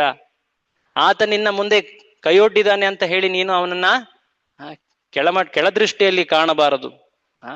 ನೀನು ಕೊಟ್ಟಿರುವಂತಹ ಪ್ರತಿಜ್ಞೆ ಆಜ್ಞೆನ ನೆರವೇರಿಸ್ಬೇಕು ನೀನು. ಹಾಗಾಗಿ ನೀನು ಈ ತಕ್ಷಣವೇ ಆ ಸೀತಾನ್ವೇಷಣೆಗೆ ಸಿದ್ಧತೆಯನ್ನ ಮಾಡಬೇಕು. ಸುಗ್ರೀವ ಎಚ್ಚೆತ್ತೇಳ್ತಾನೆ. ಅಂದ್ರೆ ಹನುಮ ಆ ಸುಗ್ರೀವನಿಗೆ, ಆತ ಮಂತ್ರಿ ಆಗಿದ್ರು ಕೂಡ, ಆತನ ಸೇವಕನಾಗಿದ್ರು ಕೂಡ, ಆತನಿಗೆ ಭಗವತ್ ಸೇವೆಯ ನೆನಪನ್ನ ಮಾಡಿಕೊಡ್ತಾನೆ. ಅದಾದ್ಮೇಲೆ ಅಫ್ಕೋರ್ಸ್ ಲಕ್ಷ್ಮಣ ಬಂದು ಅವನಿಗೆ ಬುದ್ಧಿವಾದ ಅಥವಾ ಒಂದು ರೀತಿ ಕಟು ಮಾತನ್ನೇ ಹೇಳ್ತಾನೆ. ಅದಾದ್ಮೇಲೆ ಎಚ್ಚೆತ್ಕೊಳ್ತಾನೆ, ಕ್ಷಮೆ ಬೇಡ್ತಾನೆ, ಸುಗ್ರೀವಾಜ್ಞೆಯನ್ನ ಹೊರಡಿಸ್ತಾನೆ. ಸುಗ್ರೀವಾಜ್ಞೆಯನ್ನ ಹೊರಡಿಸ್ತಾನೆ. ಸುಗ್ರೀವಾಜ್ಞೆ ಅನ್ನೋ ಮಾತು ರಾಮಾಯಣದಿಂದ ಬರುವ ಮಾತು. ನೀವು ಗೌರ್ಮೆಂಟ್ ಆರ್ಡರ್ಸ್ ಅಲ್ಲಿ ಸುಗ್ರೀವಾಜ್ಞೆ ಅಂತ ಬರ್ದಿರ್ತಾರೆ. ಅದರ ಅರ್ಥ ಏನು? ಸುಗ್ರೀವಾಜ್ಞೆಯನ್ನ ಅಂದ್ರೆ ಅದನ್ನ ಎಂದು ಕೂಡ ಉಲ್ಲಂಘಿಸ್ಲಿಕ್ಕೆ ಆಗೋದಿಲ್ಲ ಅಂತ. ಸುಗ್ರೀವ ಹೇಳಿದ್ದ 4 ದಿಕ್ಕಿನಲ್ಲಿ 4 ಗುಂಪುಗಳ ವಾನರರ ಗುಂಪುಗಳನ್ನ ಮಾಡಿ ನೀವು ಈ 4 ದಿಕ್ಕುಗಳಲ್ಲಿ ಹೋಗಬೇಕು. ನಿಮಗೆ ಈ ಸಮಯ, ಇಷ್ಟು ಸಮಯ ಅಂತ ಆತ ನೀಡಿದ, ಸುಮಾರು 1 ತಿಂಗಳು ಅನ್ಸುತ್ತೆ. ಈ ಸಮಯದಲ್ಲಿ ನೀವು ದೇವಿ ಸೀತೆಯನ್ನ ಹುಡುಕಿ ಆ ಜಾಗವನ್ನ ತಿಳಿದು ಆಕೆಯನ್ನ ಭೇಟಿ ಮಾಡಿ ಬರಬೇಕು, ಸುದ್ದಿಯನ್ನ ತರಬೇಕು. ನೀವು ಆ ಸುದ್ದಿಯನ್ನ ತರೆದಿದ್ರೆ ವಿಳಂಬವಾದರೆ ತಕ್ಷಣವೇ ನಿಮ್ಮ ಅಂತ್ಯವನ್ನು ಕೂಡ ಮಾಡಲಾಗುತ್ತೆ. ಈ ರೀತಿಯಾಗಿ ಆಜ್ಞೆಯನ್ನ ಹೊರಡಿಸಿದ್ದ. ಸೊ ಅಂತಹ ಕಟು ಆಜ್ಞೆಗೆ ಹೆದರಿ ಎಲ್ಲ ವಾನರರು ಬಂದಿದ್ರು, ಲಕ್ಷಾಂತರ ವಾನರರು ಬಂದಿದ್ರು. ವಿಶೇಷವಾಗಿ ದಕ್ಷಿಣ ದಿಕ್ಕಿಗೆ ಅಂಗದ, ಜಾಂಬವಾನ್ ಮತ್ತೆ ಹನುಮಂತ, ಆಂಜನೇಯನ ಮುಖ್ಯರನ್ನಾಗಿಸಿ ಒಂದು ವಾನರರ ಗುಂಪನ್ನ ನಿಯೋಜಿಸಿದ್ದ ಸುಗ್ರೀವ. ಹನುಮಂತ ಅಲ್ಲಿದ್ದಾನೆ ಅನ್ನೋದನ್ನ ತಿಳಿದು ರಾಮ ವಿಶೇಷವಾಗಿ ಆಂಜನೇಯ ಹನುಮಂತನನ್ನ ಕರೆದು ಕೆಲವು ವಿಶೇಷ ವಸ್ತುಗಳನ್ನ ನೀಡ್ತಾನೆ. ಒಂದು ಮುದ್ರೆಯನ್ನ ನೀಡ್ತಾನೆ. ಒಂದು ವಿಶೇಷವಾದ ಸಂಗತಿ ಅಥವಾ ಲೀಲೆ, ಅದು ಕೇವಲ ಸೀತೆಗೆ ಮಾತ್ರ ತಿಳಿದಿತ್ತು. ಆ ಲೀಲೆಯ ಕುರುಹು ಅಥವಾ ವಿವರವನ್ನ ರಾಮ ಸೀತೆಗೆ ಹೇಳ್ತಾನೆ. ಯಾಕಂದ್ರೆ ಸೀತೆ ನಿನ್ನ ಗುರುತು ಹಿಡಿಬೇಕಲ್ವಾ, ರಾಮನ ಕಳಿಸಿರುವಂತಹ ದೂತನೇ ನಾನು ಅಂತ. ಯಾಕಂದ್ರೆ ರಾವಣನ ಪಂಜರದಲ್ಲಿದ್ದಾಳೆ. ಹಾಗಾಗಿ ರಾವಣ ಯಾವುದೋ ಒಂದು ಕಾರಣದಿಂದ ಆಕೆಯನ್ನ ತನ್ನ ವಶವನ್ನಾಗಿ ಮಾಡಿಸ್ಕೊಳ್ಲಿಕ್ಕೆ ಅನೇಕ ರೀತಿಯಲ್ಲಿ ಪ್ರಯತ್ನ ಮಾಡ್ತಾ ಇದ್ದಾನೆ. ಸೊ ನಿನ್ನನ್ನು ನಂಬಬೇಕಂದ್ರೆ ಈ ಮಾತುಗಳನ್ನ, ಈ ವಸ್ತುಗಳನ್ನ ನೀಡು ನೀನು ಅಂತ ಹೇಳಿ ರಾಮ ಆತನಿಗೆ ಆಶೀರ್ವಾದವನ್ನ ನೀಡಿದ್ದ. ಅದಾದ ಮೇಲೆ ಆ ಪರ್ವತದ ಬಳಿ ಬಂದು ಹನುಮಂತ ಪೂರ್ತಿ ತನ್ನ ಆತ್ಮ ನಿಗ್ರಹವನ್ನ ಮಾಡ್ತಾ, ರಾಮನ ಧ್ಯಾನವನ್ನ ಮಾಡ್ತಾ ಏಕಾಗ್ರ ಚಿತ್ತನಾಗಿ ಅಲ್ಲಿಂದ ಹಾರ್ತಾನೆ. ಸೀತಾ ಅನ್ವೇಷಣೆಯಲ್ಲಿ ಆತ ಸಮುದ್ರವನ್ನ ದಾಟಲಿಕ್ಕೆ, ಸಮುದ್ರ ಲಂಘನ, ಸಮುದ್ರವನ್ನ ದಾಟಲಿಕ್ಕೆ ಈಗ ಪೂರ್ತಿ ತನ್ನ ಮನಸ್ಸನ್ನ ಏಕಾಗ್ರ ಮಾಡಿಕೊಂಡು ಹಾರ್ತಾ ಇದ್ದಾನೆ. ನಿಮಗೆಲ್ಲ ತಿಳಿದಿರ್ಬೋದು, ಈ ಒಂದು ವಿಶೇಷವಾದಂತಹ ಘಟನೆಗಳನ್ನ ರಾಮಾಯಣದಲ್ಲಿ ಅತಿ ಸುಂದರವಾದಂತಹ ಭಾಗ ಅಂತ ಹೇಳಲಾಗಿದೆ. ಪೂರ್ತಿ ರಾಮಾಯಣವನ್ನ ನಾವು ಓದ್ಲಿಕ್ಕೆ ಆಗದೆ ಇದ್ರೂ ಕೂಡ ಈ ಭಾಗವನ್ನ ಓದ್ಬಿಟ್ರೆ ಅದಿರೋದು, ಹೇಳ್ಬೇಕಂದ್ರೆ ಅದು ಕೇವಲ 2 ದಿನಗಳ ಘಟನೆಗಳು. 2 ದಿನ ಏನಾಯ್ತು ಅನ್ನೋ ಘಟನೆಗಳನ್ನ ಆ ಸುಂದರವಾದಂತಹ ಭಾಗ, ಸುಂದರ ಕಾಂಡ ಅಂತ ಹೇಳ್ತಾರೆ, ಅದರಲ್ಲಿ ವರ್ಣಿಸಲಾಗಿದೆ. ಆ 2 ದಿನಗಳ ಘಟನೆಗಳು ಅವೆಲ್ಲವೂ ಕೂಡ ಆಂಜನೇಯ ವೈಭವ, ಆ ಹನುಮಂತ ಮಾಡಿದಂತಹ ವಿಶೇಷ ಸಾಹಸ, ಆತನ ಗುಣ ಚರಿತ್ರೆ, ಆತನ ಸೇವೆಯನ್ನ ನಾವು ಅಲ್ಲಿ ಕಲಿತೀವಿ. ಸೊ ರಾಮಾಯಣ ರಾಮನ ಗುಣಗಾಥೆ, ಆದ್ರೆ ಪೂರ್ತಿ ರಾಮಾಯಣವನ್ನ ಓದ್ಲಿಕ್ಕೆ ಆಗದೆ ಇದ್ರು ಆತನ ಪರಮ ಭಕ್ತನಾದ ಹನುಮನ ಈ ಸಾಹಸಗಳನ್ನ, ಈ ಭಕ್ತಿಯ ಘಟನೆಗಳನ್ನ ನಾವು ಕಲ್ತ್ರೆ ಪೂರ್ತಿ ರಾಮಾಯಣದ ಲಾಭ ಪಡೆದಂತಾಗುತ್ತೆ. ಇದು ರಾಮನೇ ಹೇಳಿರೋ ಮಾತು. ಸೊ ಇಂತಹ ಸುಂದರ ಕಾಂಡದ ವರ್ಣನೆ ಅದು ಆಗೋದು ಆ ಸೀತಾನ್ವೇಷಣೆಯನ್ನ ಮಾಡ್ತಾ ಇರುವಂತಹ ಹನುಮನಿಂದ. ಸುಂದರ, ಒಂದರ್ಥ ಸುಂದರ ಅಂದ್ರೆ ವಾನರ ಅಂತನೂ ಕೂಡ. ಸೊ ಯಾಕೆ ಸುಂದರ ಅಂದ್ರೆ ಇಲ್ಲಿ ಅನೇಕ ಸುಂದರವಾದ ಘಟನೆಗಳು ನಡೀತವೆ. ನೋಡ್ಲಿಕ್ಕೆ ಕರಾಳವಾಗಿ ಕಂಡ್ರು ಕೂಡ ಇವು ಒಬ್ಬ ಜೀವಿಯನ್ನ ಭಗವಂತನೊಡನೆ ಸೇರಿಸುವಂತಹ ಒಂದು ಮಹತ್ ಕಾರ್ಯ ಮಾಡುವ ಒಬ್ಬ ಗುರುವಿನ ಮಹಿಮೆ.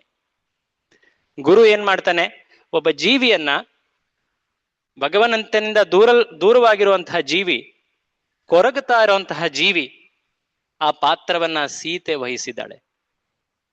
ಅಲ್ಲಿ ಭಗವಂತ ಕೂಡ ಆ ಪ್ರಿಯ ಜೀವಿಯಿಂದ ದೂರವಾಗಿ ಆತನು ಖಿನ್ನನಾಗಿದ್ದಾನೆ, ಬೇಸರವಾಗಿದ್ದಾನೆ. ಆ ಪಾತ್ರ ಅಲ್ಲಿ ರಾಮನ ರೂಪದಲ್ಲಿ ಕಾಣುತ್ತೆ. ವಿಶೇಷವಾಗಿ ಆ ಬಹಿರಂಗ ಶಕ್ತಿ, ವಿಶೇಷವಾಗಿ ಕಾಮ, ಆ ಗುಣವನ್ನ ಪ್ರತೀಕ ಮಾಡ್ತಾನೆ ಈ ಯಾರು, ಸೀತೆಯನ್ನು ಹಿಡಿದಿರೋನು ರಾವಣ. ಆತನಿಗೆ 10 ಮುಖಗಳು, ಅಂದ್ರೆ ಎಷ್ಟು ಕುಬುದ್ಧಿ. ಆ ಅನರ್ಥಗಳಿಗೆ ಒಂದೊಂದು ತಲೆಗೂ ಕೂಡ ಒಂದೊಂದು ಅರ್ಥ ಇದೆ. ಆಕ್ಚುಲಿ ಆ ಮರ್ಮಗಳನ್ನ ನಾವು ಈಗ ಅದನ್ನ ಚರ್ಚೆ ಮಾಡೋದು ಬೇಡ, ಯಾಕಂದ್ರೆ ಇವತ್ತು ಹನುಮನ ಚರ್ಚೆ. ಸೊ ಹೀಗೆ ಒಬ್ಬ ಜೀವಿಯನ್ನ ತನ್ನ ನೈಜ ಸ್ಥಿತಿ ಭಗವಂತನ ಭಕ್ತಿಯಲ್ಲಿ ಸ್ಥಾಪಿಸುವ ಕಾರ್ಯ ಮಾಡೋರು ಗುರುಗಳು, ಆಚಾರ್ಯರು. ಆ ಕಾರ್ಯ ಇಲ್ಲಿ ಹನುಮ ತೋರಿಸ್ತಾ ಇದ್ದಾನೆ. ಹನುಮ ಆ ಛಲಾಂಗ್ ಅಥವಾ ಲಾಂಘನ ಮಾಡ್ತಾನೆ.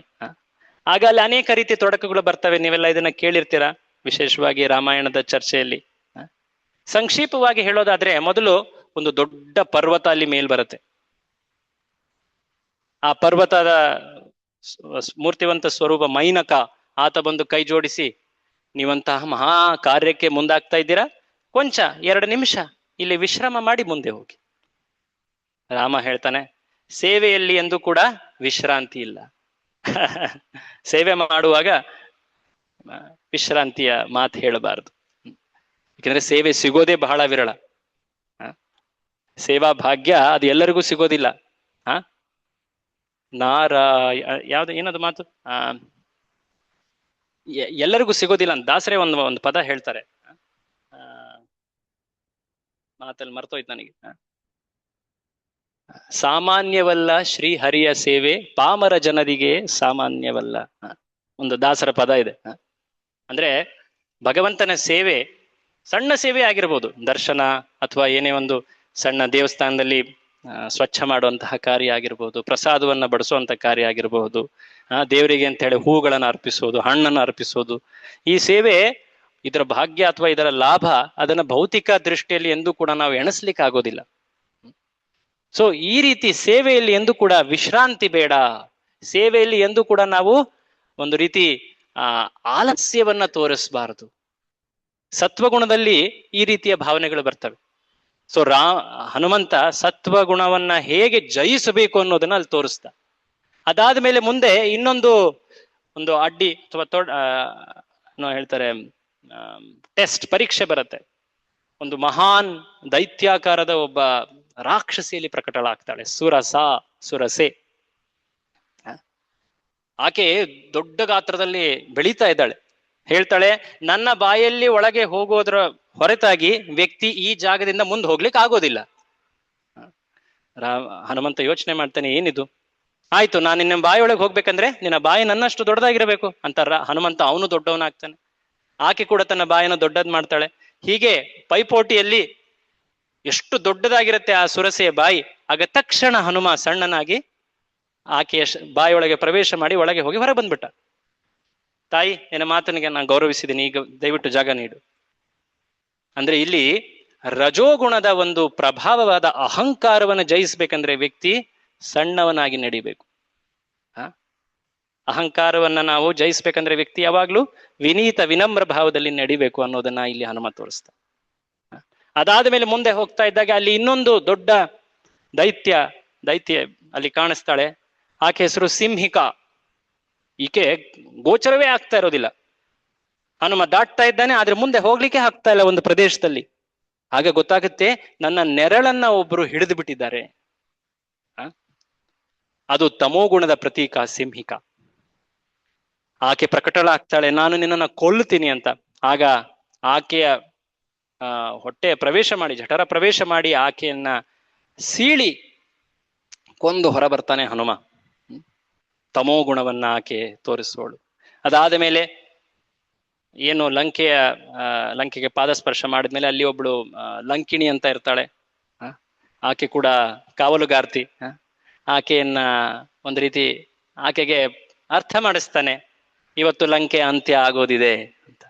ಆಕೆಗೆ ಕಪಾಳಕ್ಕೆ ಹೊಡೆದು ಆಕೆಗೆ ಒಂದು ವರ ಇರುತ್ತೆ, ಯಾವಾಗ ಒಂದು ಕೋತಿ ಬಂದು ನಿನ್ನ ಕಪಾಳ ಹೊಡೆಯುತ್ತೋ ಅದೇ ದಿನ ಲಂಕೆಯ ಅಂತ್ಯದ ಪ್ರಾರಂಭವಾಯಿತು ಅಂತ. ಆಕೆಗೆ ಗೊತ್ತಾಗುತ್ತೆ, ಓ ಇದು ಲಂಕೆಯ ಅಂತ್ಯದ ಪ್ರಾರಂಭ ಅಂತ. ಆಕೆ ಆತನಿಗೆ ವರವನ್ನು ನೀಡ್ತಾಳೆ. ಅದಾದ್ಮೇಲೆ ಹನುಮ ಅಲ್ಲಿ ಒಳಗೆ ಹೋಗ್ತಾನೆ. ಸೊ ಹೀಗೆ ಈ ಮೂರು, ವಿಶೇಷವಾಗಿ ಈ ಮೂರು ಘಟನೆಗಳೇನಿವೆ, ಮೈನಕ ಯಾವ ಗುಣವನ್ನ ಪ್ರತೀಕ ಮಾಡುತ್ತೆ? ಸತ್ವಗುಣ. ಅನಂತರ ಎರಡನೇದು ಸುರಸ, ರಜೋಗುಣ ಅಲ್ವಾ? ಅಹಂಕಾರದ ಪ್ರತೀಕ. ಸತ್ವಗುಣದ ಪ್ರಭಾವ ಏನು? ಆಲಸ್ಯ, ಒಂದು ರೀತಿ ಆಲಸ್ಯ ಅಥವಾ ಒಂದು ರೀತಿ ಕಂಪ್ಲೇಸೆನ್ಸಿ ಅಂತ ಹೇಳ್ತಾರೆ. ಸ್ವಲ್ಪ ಮೆಲ್ಲಗೆ ಮಾಡೋಣ, ಪರವಾಗಿಲ್ಲ, ವಿಶ್ರಾಂತಿ. ಹಾಗೆ ಮೂರನೇದೇನು? ಸಿಂಹಿಕ. ಆಕೆ ಯಾವ ಗುಣವನ್ನ ಪ್ರತೀಕ ಮಾಡ್ತಾಳೆ? ತಮೋಗುಣ, ಹಿಂಸೆ, ಕೋಪ, ಈ ರೀತಿಯಾದಂತಹ ಗುಣಗಳು. ಸೊ ಇವೆಲ್ಲವನ್ನ ಮೀರಿ ಮೇಲೆದ್ದಂತಹ ಹನುಮ ಒಬ್ಬ ಭಕ್ತನ ಜೀವನ ಹೇಗಿರ್ಬೇಕನ್ನೋದನ್ನ ತೋರಿಸ್ತಾ ಇದ್ದಾನೆ. ಇದಾದ್ಮೇಲೆ ಒಂದು ವಿಶೇಷವಾದ ವರ್ಣನೆ ಬರುತ್ತೆ. ಹನುಮ ವಾಯುವಿನಾಂಶ. ಆತ ಹಾರಿದ್ದು ನೀರಿನಿಂದ ತುಂಬಿರುವಂತಹ ಸಮುದ್ರದ ಮೇಲೆ. ಆತ ಆಯ್ಕೆ ಮಾಡಿದಂತಹ ಮಾರ್ಗ ಆಕಾಶ ಮಾರ್ಗ. ಅದಾದ ಮೇಲೆ ಆತ ಹುಡುಕ್ಲಿಕ್ಕೆ ಹೋಗಿದ್ದು ಭೂಮಿಜೆಯಾದಂತಹ ಸೀತೆಯನ್ನ. ಕೊನೆಗೆ ಆತ ಲಂಕೆಗೆ ಬೆಂಕಿ ಇಟ್ಟ. ಸೊ ರಾಮಾಯಣದ ಗ್ರಂಥಕಾರರೇ ಹೇಳ್ತಾರೆ, ಈ ಒಂದು ಸುಂದರಕಾಂಡದಲ್ಲಿ ಈ 5 ಅಂಶಗಳು, 5 ತತ್ವಗಳು ಯಾವುವು? ವಾಯು, ವಾಯುವಿನ ಅಂಶ ಹನುಮ. ಸಮುದ್ರ, ನೀರು, ಜಲ. ಆನಂತರ ಆಕಾಶ ಮಾರ್ಗದಲ್ಲಿ ಹಾರದ ಆಕಾಶ ತತ್ವ. ಆನಂತರ ಹುಡುಕ್ಲಿಕ್ಕೆ ಹೋಗಿದ್ದು ಯಾರನ್ನ? ಸೀತೆಯನ್ನ. ಆಕೆ ಭೂದೇವಿ, ಭೂಮಿಯಿಂದ ಹುಟ್ಟಿದವಳು, ಆನಂತರ ಭೂಮಿಗೆ ಮರಳುತ್ತಾಳೆ. ಅದಾದ್ಮೇಲೆ ಕೊನೆಗೆ ಆತ ಆ ಲಂಕೆಗೆ ಒಂದು ಅಂಶವನ್ನ ಬಿಟ್ಟು ಬಂದ, ಅಗ್ನಿ ಹಚ್ಚಿ ಬಂದ, ಲಂಕೆಗೆ ಬೆಂಕಿ ಹಚ್ಚಿ ಬಂದ. ಸೊ ಈ ರೀತಿಯಾಗಿ ಆತನ ಕಾರ್ಯಗಳು ಬಹಳ ವಿಶೇಷವಾಗಿ ಆತ ಸೀತೆಯನ್ನ ಹುಡುಕುವ ಸಂದರ್ಭದಲ್ಲಿ ಆ ರಾಕ್ಷಸ ರಾವಣನ ಅಂತಃಪುರದೊಳಗೆ ಪ್ರವೇಶ ಮಾಡಿದ್ದಾನೆ.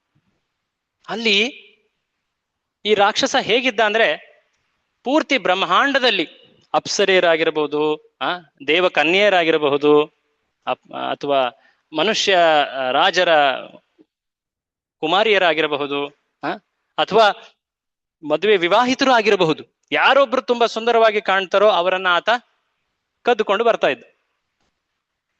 ತನ್ನ ಅಂತಃಪುರದಲ್ಲಿ ಅನೇಕ ಆ ರೀತಿಯ ಮಹಿಳೆಯರಿದ್ರು. ಅವರೊಡನೆ ಮದಮತ್ತನಾಗಿ ಈ ಕಾಮಸುಖದಲ್ಲಿ ತೊಡಗಿದ್ದ. ಯಾರು? ರಾವಣ. ನೋಡಿ, ಈಗ ಹುಡುಕಬೇಕಾಗಿರೋದು ಒಬ್ಬ ಸ್ತ್ರೀಯನ್ನ ಯಾರ ಮಧ್ಯೆ ಹುಡುಕ್ಲಿಬೇಕಾಗತ್ತೆ? ಸ್ತ್ರೀಯರ ಮಧ್ಯೆ. ಆದ್ರೆ ಇವನು ಯಾರು? ಬ್ರಹ್ಮಚಾರಿ. ಎಂತಹ ಸ್ಥಿತಿ ಈತನಿಗೆ! ಆತ ಒಂದ್ ಸಮಯದಲ್ಲಿ ಒಂದು ರೀತಿ ಸಂಕಟದ ಪರಿಸ್ಥಿತಿ. ಏನಿದು, ನಾನು ಭಗವಂತನ ಸೇವೆಯಲ್ಲಿ ಈ ರೀತಿಯಾಗಿ ಪರಿಶೀಲನೆ ಮಾಡ್ಬೇಕಾಗ್ತಾ ಇದೆಯಲ್ಲ. ಆಗ ಆತ ನೆನಪು ಮಾಡ್ಕೊಳ್ತಾನೆ, ಇಲ್ಲ, ಇದು ನಾನು ಕೇವಲ ಸೇವಾಭಾವದಲ್ಲಿ ಮಾಡಬೇಕು. ಆಗ ಅಲ್ಲಿ ಮಂಡೋದರಿ ಆತನ ಕಣ್ಣಿಗೆ ಕಾಣ್ತಾಳೆ. ಆಕೆಯನ್ನ ಕಂಡು ಆಕೆಯ ಸೀತೆನಾ ಅಂತ ಹೇಳಿ ಆತ ಆಲ್ಮೋಸ್ಟ್ ನಿರ್ಣಯಿಸ್ತಾ ಇರ್ತಾನೆ. ಆದ್ರೆ ಆಕೆ ಆ ರಾವಣನ ಜೊತೆ ಮಾತಾಡ್ತಿರೋಂಥ ಧಾಟಿ ನೋಡಿ, ಇಲ್ಲ ಇಲ್ಲ, ಸೀತೆ ಆಗಿರ್ಲಿಕ್ಕೆ ಸಾಧ್ಯ ಇಲ್ಲ. ಆಗ ತುಂಬಾ ಖಿನ್ನನಾಗಿ, ಒಂದು ರೀತಿ ಬೇಸರವಾಗಿ, ಸೀತೆಯನ್ನ ಹುಡುಕ್ಲಿಕ್ಕೆ ಆಗ್ತಾ ಇಲ್ಲ, ಸೀತೆಯನ್ನ ಹುಡುಕ್ಲಿಲ್ಲ, ಈ ಮಾತನ್ನ ನಾನು ಅವ್ರಿಗೆ ಹೇಳಲಿಕ್ಕೆ ವಾಪಸ್ ಹೋಗ್ಬೇಕಾ? ಅಲ್ಲಿ ಹೋಗಿ ಈ ಮಾತನ್ನ ಹೇಳಿದ್ರೆ ಏನಾಗುತ್ತೆ? ರಾಮ ಬೇಸರನಾಗ್ತಾನೆ. ಸೀತೆ ವಿರಹದಲ್ಲಿ ಆತ ಆಗ್ಲೇ ಬೆಂದು ಹೋಗಿದ್ದ. ಆತ ತನ್ನ ಪ್ರಾಣವನ್ನೇ ತೊರೆದು ಬಿಡ್ತಾನೆ. ಆತನ ಈ ಸ್ಥಿತಿಯನ್ನ ಕಂಡು ಲಕ್ಷ್ಮಣ, ಆತ ಪ್ರಾಣ ತೊರಿತಾನೆ. ಆತ ಅದಾದ್ಮೇಲೆ ಭರತ, ಅಯೋಧ್ಯೆಯಲ್ಲಿ ಎಲ್ಲರೂ ಕೂಡ ಒಂದು ರೀತಿ ನಾನು ಒಂದು ಮಹಾ ಸಾವಿನ ಒಂದು ಸರಣಿಗೆ ಕಾರಣವಾಗ್ತೀನಿ, ಅದರ ಬದಲಾಗಿ ನಾನೇ ಆತ್ಮಹತ್ಯೆ ಮಾಡ್ಕೊಳ್ಳೋದು ಬೆಟರ್, ಉತ್ತಮ ಅಂತ ಯಾರು ಅನ್ಕೊಳ್ತಾ ಇದ್ದಾರೆ? ಹನುಮಂತ. ಭಕ್ತನಿಗೆ ಈ ರೀತಿಯಾದಂತಹ ಸ್ಥಿತಿನೂ ಬರಬಹುದು. ಆದ್ರೆ ಆಗ ಹನುಮಂತ ಏನ್ ಮಾಡ್ದ? ತಕ್ಷಣವೇ ತನ್ನ ಸದ್ಬುದ್ಧಿಯನ್ನ ಉಪಯೋಗಿಸ್ತಾ ರಾಮನ ಧ್ಯಾನವನ್ನ ಮಾಡ್ತಾನೆ. ರಾಮ ಧ್ಯಾನದಲ್ಲಿ ಆತ ತನ್ನನ್ನು ತಾನು ತೊಡಗಿಸ್ಕೊಂಡಾಗ ಆತನ ಮನಸ್ಸಿನಲ್ಲಿ ಏನೋ ಒಂದು ಸ್ಫೂರ್ತಿ ಬರುತ್ತೆ. ಕಣ್ತೆರೆದು ನೋಡಿದಾಗ, ಓ, ದೂರದಲ್ಲಿರುವಂತಹ ಉದ್ಯಾನವನ, ಗಾರ್ಡನ್, ಅಶೋಕ ವಾಟಿಕ, ಅಲ್ಲಿ ನಾನು ಹೋಗಿಲ್ಲ, ಅಲ್ಲೊಮ್ಮೆ ನಾನು ನೋಡಿ ಬರ್ತೀನಿ ಅಂತ ಹೇಳಿ ಆಗ ಆ ಅಶೋಕ ವಾಟಿಕೆಗೆ ಹೋಗ್ತಾನೆ. ಅದು ರಾವಣನ ಅತಿ ಪ್ರಿಯವಾದಂತಹ ಉದ್ಯಾನವನವಾಗಿರುತ್ತೆ. ನಿಮಗೆಲ್ಲ ಅದು ಗೊತ್ತು. ಮುಂದೆ ಆತ ಸೀತೆಯನ್ನ ಕಾಣ್ತಾನೆ. ಸೀತೆಯನ್ನ ಕಂಡ ಮೇಲೆ ಆಕೆಯನ್ನ ಪೀಡಿಸ್ತಾ ಇರ್ತಾನೆ ರಾವಣ. 2 ದಿನದಲ್ಲಿ ನೀನು ಒಪ್ಕೊಳ್ದೇ ಇದ್ರೆ ನಿನ್ನನ್ನ ಛಿದ್ರ ತುಂಡು ಮಾಡಿ ನಿನ್ನನ್ನ ನಾನು ತಿಂದು ಹಾಕಿಬಿಡ್ತೀನಿ. ಅದಾದ್ಮೇಲೆ ಸುತ್ತ ಇದ್ದಂತಹ ರಾಕ್ಷಸಿಯರು ಅವರೆಲ್ಲರೂ ಕೂಡ ಪೀಡಿಸ್ತಾ ಇರ್ತಾರೆ. ಕೃಶಳಾಗಿ ಅದೇ ವಸ್ತ್ರದಲ್ಲಿ ಆಕೆ ಸುಮಾರು 10 ತಿಂಗಳು ಆಲ್ಮೋಸ್ಟ್ 11 ತಿಂಗಳಾಗಿದೆ ಈಗ ಆಲ್ಮೋಸ್ಟ್. ತುಂಬಾ ಒಂದು ರೀತಿ ಕೃಶಳು ಅಂದ್ರೇನು, ವೀಕ್ ಆಗಿ ಕಾಣ್ತಾ ಇದ್ದಾಳೆ. ಆದ್ರೆ ಆಕೆ ಶರೀರದ ಕಾಂತಿ ಹೊರ ಹೊಮ್ತಾ ಇದೆ. ಯಾಕಂದ್ರೆ ಆಧ್ಯಾತ್ಮಿಕ ಶಕ್ತಿಯಲ್ಲಿ ಭಗವಂತನ ರಾಮನ ಸ್ಮರಣೆಯಲ್ಲಿದ್ದಾಳೆ. ಆಕೆ ಇನ್ನೇನು ನೇಣು ಹಾಕ್ಕೊಳ್ಲಿಕ್ಕೆ ಅಂತ ಹೇಳಿ ತಯಾರಾಗ್ತಾ ಇದ್ದಾಳೆ. ಯಾರು? ಸೀತೆ. ಹನುಮ ಆ ಅಶೋಕವನದ ಒಂದು ವೃಕ್ಷದ ಮೇಲೆ ಸಣ್ಣ ರೂಪದಲ್ಲಿ ಆತ ಅಲ್ಲಿ ನಿಂತಿದ್ದಾನೆ. ಈಗ ಏನ್ ಮಾಡ್ಬೇಕು? ನಾನು ಮುಂದೆ ಹೋಗಿ ಹೇಳಿದ್ರೆ ನಾನೇ ರಾಮನ ದೂತ ಅಂದ್ರೆ ಆಕೆ ನಂಬ್ತಾಳ? ಯಾಕೆಂದ್ರೆ ಆ ರೀತಿಯಾಗಿ ಅನೇಕ ಜನ ಬಂದು ಆಕೆನ ಮೋಸ ಮಾಡ್ಲಿಕ್ಕೆ ಪ್ರಯತ್ನ ಮಾಡಿದ್ದಾರೆ. ಯಾರು? ರಾವಣನ ಕಡೆಯವರು. ಹಾಗಾಗಿ ನನ್ನನ್ನು ನಂಬದೆ ಆಕೆ ತನ್ನ ಕಾರ್ಯದಲ್ಲಿ ಮುಂದೆ ಹೋಗ್ಬಿಟ್ರೆ, ಆದ್ರೆ ನಾನು ಸುಮ್ಮನೆ ಇರ್ಲಿಕ್ಕೂ ಆಗೋದಿಲ್ಲ. ಮುಂದೆ ರಾಮನಿಗೆ ಈ ಮಾತನ್ನ ಹೇಳ್ಬೇಕಾದ್ರೆ ನಾನು ಸೀತೆಯನ್ನ ಕಂಡೆ, ಆಕೆ ನೇಣು ಹಾಕೊಳ್ಳೋದನ್ನ ನಾನು ನೋಡ್ದೆ. ನಾನೇನು ಮಾಡ್ಲಿಲ್ಲ. ಆಗ ರಾಮ ನನಗೆ ಬೈದೇ ಬೈತಾನೆ. ಆ? ಬುದ್ಧಿ ಇಲ್ವಾ ನಿನಗೆ? ತಡಿಲಿಕ್ಕೆ ಆಗ್ಲಿಲ್ವಾ? ಇದೆಂಥ ಸೇವೆ ಆಗತ್ತೆ. ಸೊ ಈ ರೀತಿ ಯೋಚನೆ ಮಾಡ್ತಾ ಇದ್ದಾನೆ ಹನುಮ. ಆಗ ಆ ಹನುಮ ಚಿಂತಿಸ್ತಾನೆ, ಹೇಗೆ ನಾನು ಸೀತೆಯ ಈ ಕಾರ್ಯವನ್ನ ತಡೆಯಲಿ. ಶ್ರೀ ರಾಧಾ ವಿನೋದ್ ಜಿ ಕಿ ಜಾಯ್, ಜಗನ್ನಾಥ್ ಬಲದೇವ್ ಸುಭದ್ರಾ ಸುದರ್ಶನ್ ಕಿ ಜಾಯ್, ಶ್ರೀ ಗೌರ್ನಿತಾಯ್ ಕಿ ಜಾಯ್. ತಡೆಯಲಿ ಅಂತ ಯೋಚಿಸ್ತಾ ಇರಬೇಕಾದ್ರೆ ಆತನ ಮನಸ್ಸಿನಲ್ಲಿ ಒಂದು ಬಹಳ ಮುಖ್ಯವಾದಂತಹ ನೆನಪಾಗತ್ತೆ.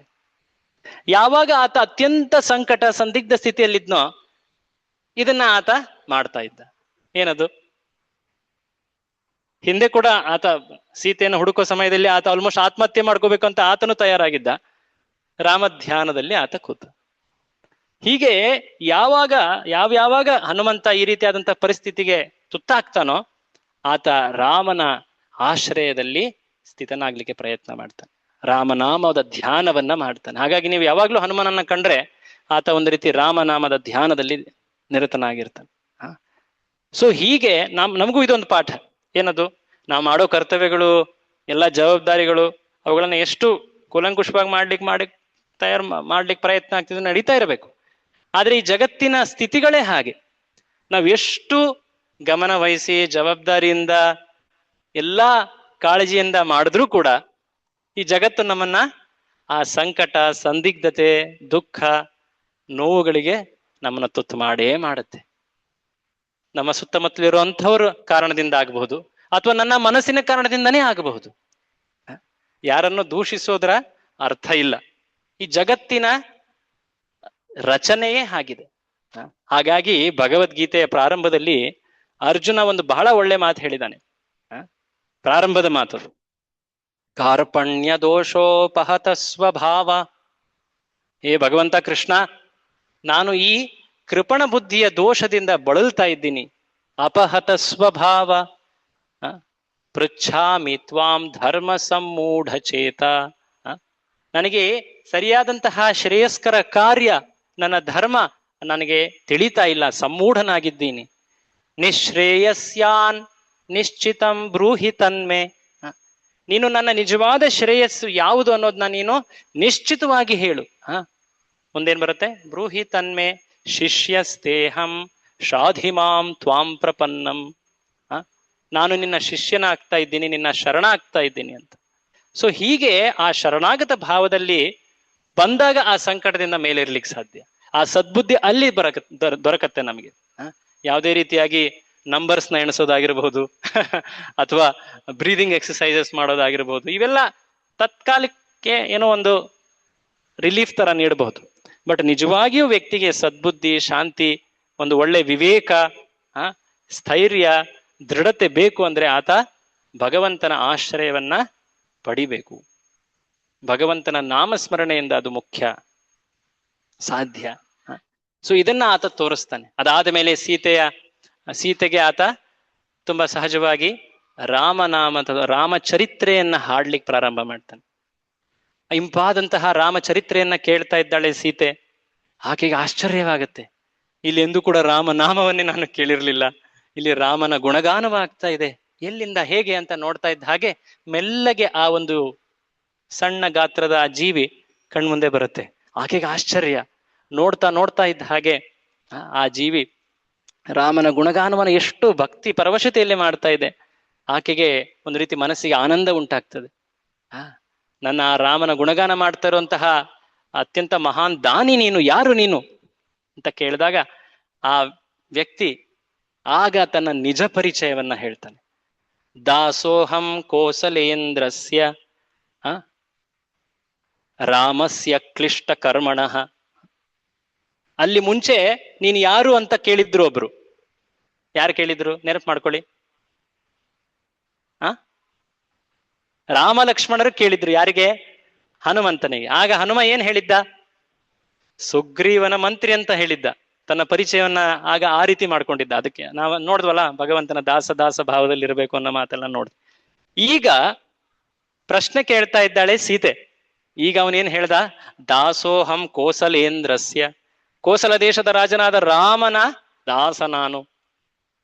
ರಾಮಸ್ಯ ಕ್ಲಿಷ್ಟ ಕರ್ಮಣಃ. ಅದ್ಭುತ ಆ ಆ ಭೂರಿ ಕರ್ಮ ಮಾಡುವಂತಹ ರಾಮ, ಆ ರಾಮನ ದಾಸ ನಾನು. ಈಗ ಆತ ನಿಜ ಪರಿಚಯದಲ್ಲಿ ಸ್ಥಿತನಾದ. ಇದನ್ನ ಆತ ಎಂದು ಸೀತೆಯ ಮುಂದೆ ಹೇಳಿದ್ನೋ ಆತನ ವಿಜಯ ಅಲ್ಲಿಂದನೇ ಪ್ರಾರಂಭ ಆಗಿ ಹೋಗ್ಬಿಡ್ತು. ಇದನ್ನ ನೆನಪಿಡಿ, ಮುಂದೆ ಏನಾಗುತ್ತೆ ಇದರ ಪ್ರಭಾವ ಅನ್ನೋದು ಆಮೇಲೆ ಕಾಣೋಣ. ಸೊ ಹೀಗೆ ಸೀತೆ ಮುಂದೆ ಹೇಳಿದಾಗ ಸೀತೆ ಆತನ ಮಾತನ್ನ ಕೇಳ್ತಾ ಇದ್ದಾಗ ಆಕೆ ಮುಂದೆ ಮುದ್ರೆಯನ್ನ ನೀಡ್ತಾನೆ, ಆ ವಿಶೇಷವಾದ ಘಟನೆಯನ್ನ ಹೇಳ್ತಾನೆ. ಆಕೆ ತುಂಬಾ ಒಂದು ರೀತಿ ಸಂತೋಷ ಆಹ್ಲಾದವನ್ನ ಪಡಿತಾಳೆ. ರಾಮ ನನಗೋಸ್ಕರ ಎಷ್ಟೊಂದು ಮಹತ್ ಕಾರ್ಯ ಮಾಡ್ಲಿಕ್ಕೆ ಸಿದ್ಧನಾಗಿದ್ದಾನೆ. ಓ ಹೌದಾ, ತಾಯಿ ಸೀತೆ ಇಷ್ಟೊಂದು ಕಷ್ಟದಲ್ಲಿ ಇರಲಿಕ್ಕೆ ಇರೋದು ಬೇಕಿಲ್ಲ. ನಾನು ಹೇಗೆ ಸಮುದ್ರದಿಂದ ಹಾರಿ ಬಂದಿದ್ದೀನೋ ನಿನ್ನ ಹಾರಿ ನಾನು ಕರ್ಕೊಂಡು ಹೋಗ್ತೀನಿ, ದಯವಿಟ್ಟು ನೀನು ನನ್ನ ಭುಜದ ಮೇಲೆ ಕೂತ್ಕೋ. ಇಲ್ಲ, ಅದು ಸಲ್ಲದು. ಯಾಕೆ? ಯಾಕೆಂದ್ರೆ ನನ್ನನ್ನ ಒಬ್ಬ ಪರವ್ಯಕ್ತಿ ನನ್ನನ್ನ ರಾವಣನ ಸೆರೆಯಿಂದ ಕರೆದೊಯ್ದ ಈ ಮಾತು ರಾಮನಿಗೆ ಅಪಮಾನವಾದೀತು. ನನಗೆ ರಾಮನೇ ಬಂದು ಈ ಸೆರೆಯಿಂದ ಮುಕ್ತಿ ನೀಡಲಿ, ರಾಮನೇ ಬಂದು ನನ್ನನ್ನು ಕರೆದುಕೊಂಡು ಹೋಗ್ಲಿ, ಅದು ರಾಮನಿಗೆ ಶೋಭೆ, ಅದು ನನಗೆ ಶೋಭೆ, ಅದು ಜಗತ್ತಿಗೆ ಒಂದು ಮಹಾನ್ ಕಲ್ಯಾಣವಾಗ್ತದೆ. ಸೊ ಆಗ ಹನುಮ ಸೀತೆಯ ಆಕೆಯ ವಿಚಾರವನ್ನ ತಿಳಿದು ಗೌರವಿಸಿ ನಮಸ್ಕಾರ ಮಾಡ್ತಾನೆ. ಆಯ್ತು ತಾಯಿ ಅಂತ ಹೇಳಿದಾಗ ಸೀತೆ ಆಕೆ ತನ್ನ ಚೂಡಾಮಣಿಯನ್ನ ನೀಡ್ತಾಳೆ. ರಾಮನನ್ನ ಸೀತೆಯನ್ನ ಭೇಟಿಯಾಗಿದ್ದೀನಿ ಅಂತ ರಾಮನ ಮುಂದೆ ಏನ್ ಪ್ರೂಫ್ ಕೊಡ್ತೀಯ, ಪುರಾವೆ? ನನ್ನ ಚೂಡಾಮಣಿಯನ್ನ ತಗೋ, ಆಭರಣಗಳನ್ನು ನೀಡ್ತಾಳೆ. ಅದಾದ್ಮೇಲೆ ಒಂದು ವಿಶೇಷವಾದ ಘಟನೆ, ರಾಮನಿಗೆ ಮಾತ್ರ ತಿಳಿದಂತಹ ಒಂದು ಘಟನೆ, ಕಾಕಾಸುರ ಘಟನೆಯನ್ನ ಆಕೆ ಹೇಳ್ತಾಳೆ ಸೀತೆ ಹನುಮನಿಗೆ. ಈ ಎಲ್ಲ ಸಂದೇಶವನ್ನ ಹಿಡಿದು ಈಗ ಹನುಮ ಅಲ್ಲಿಂದ ಹಾರಲಿಕ್ಕೆ ತಯಾರಾಗ್ತಾ ಇದ್ದಾನೆ.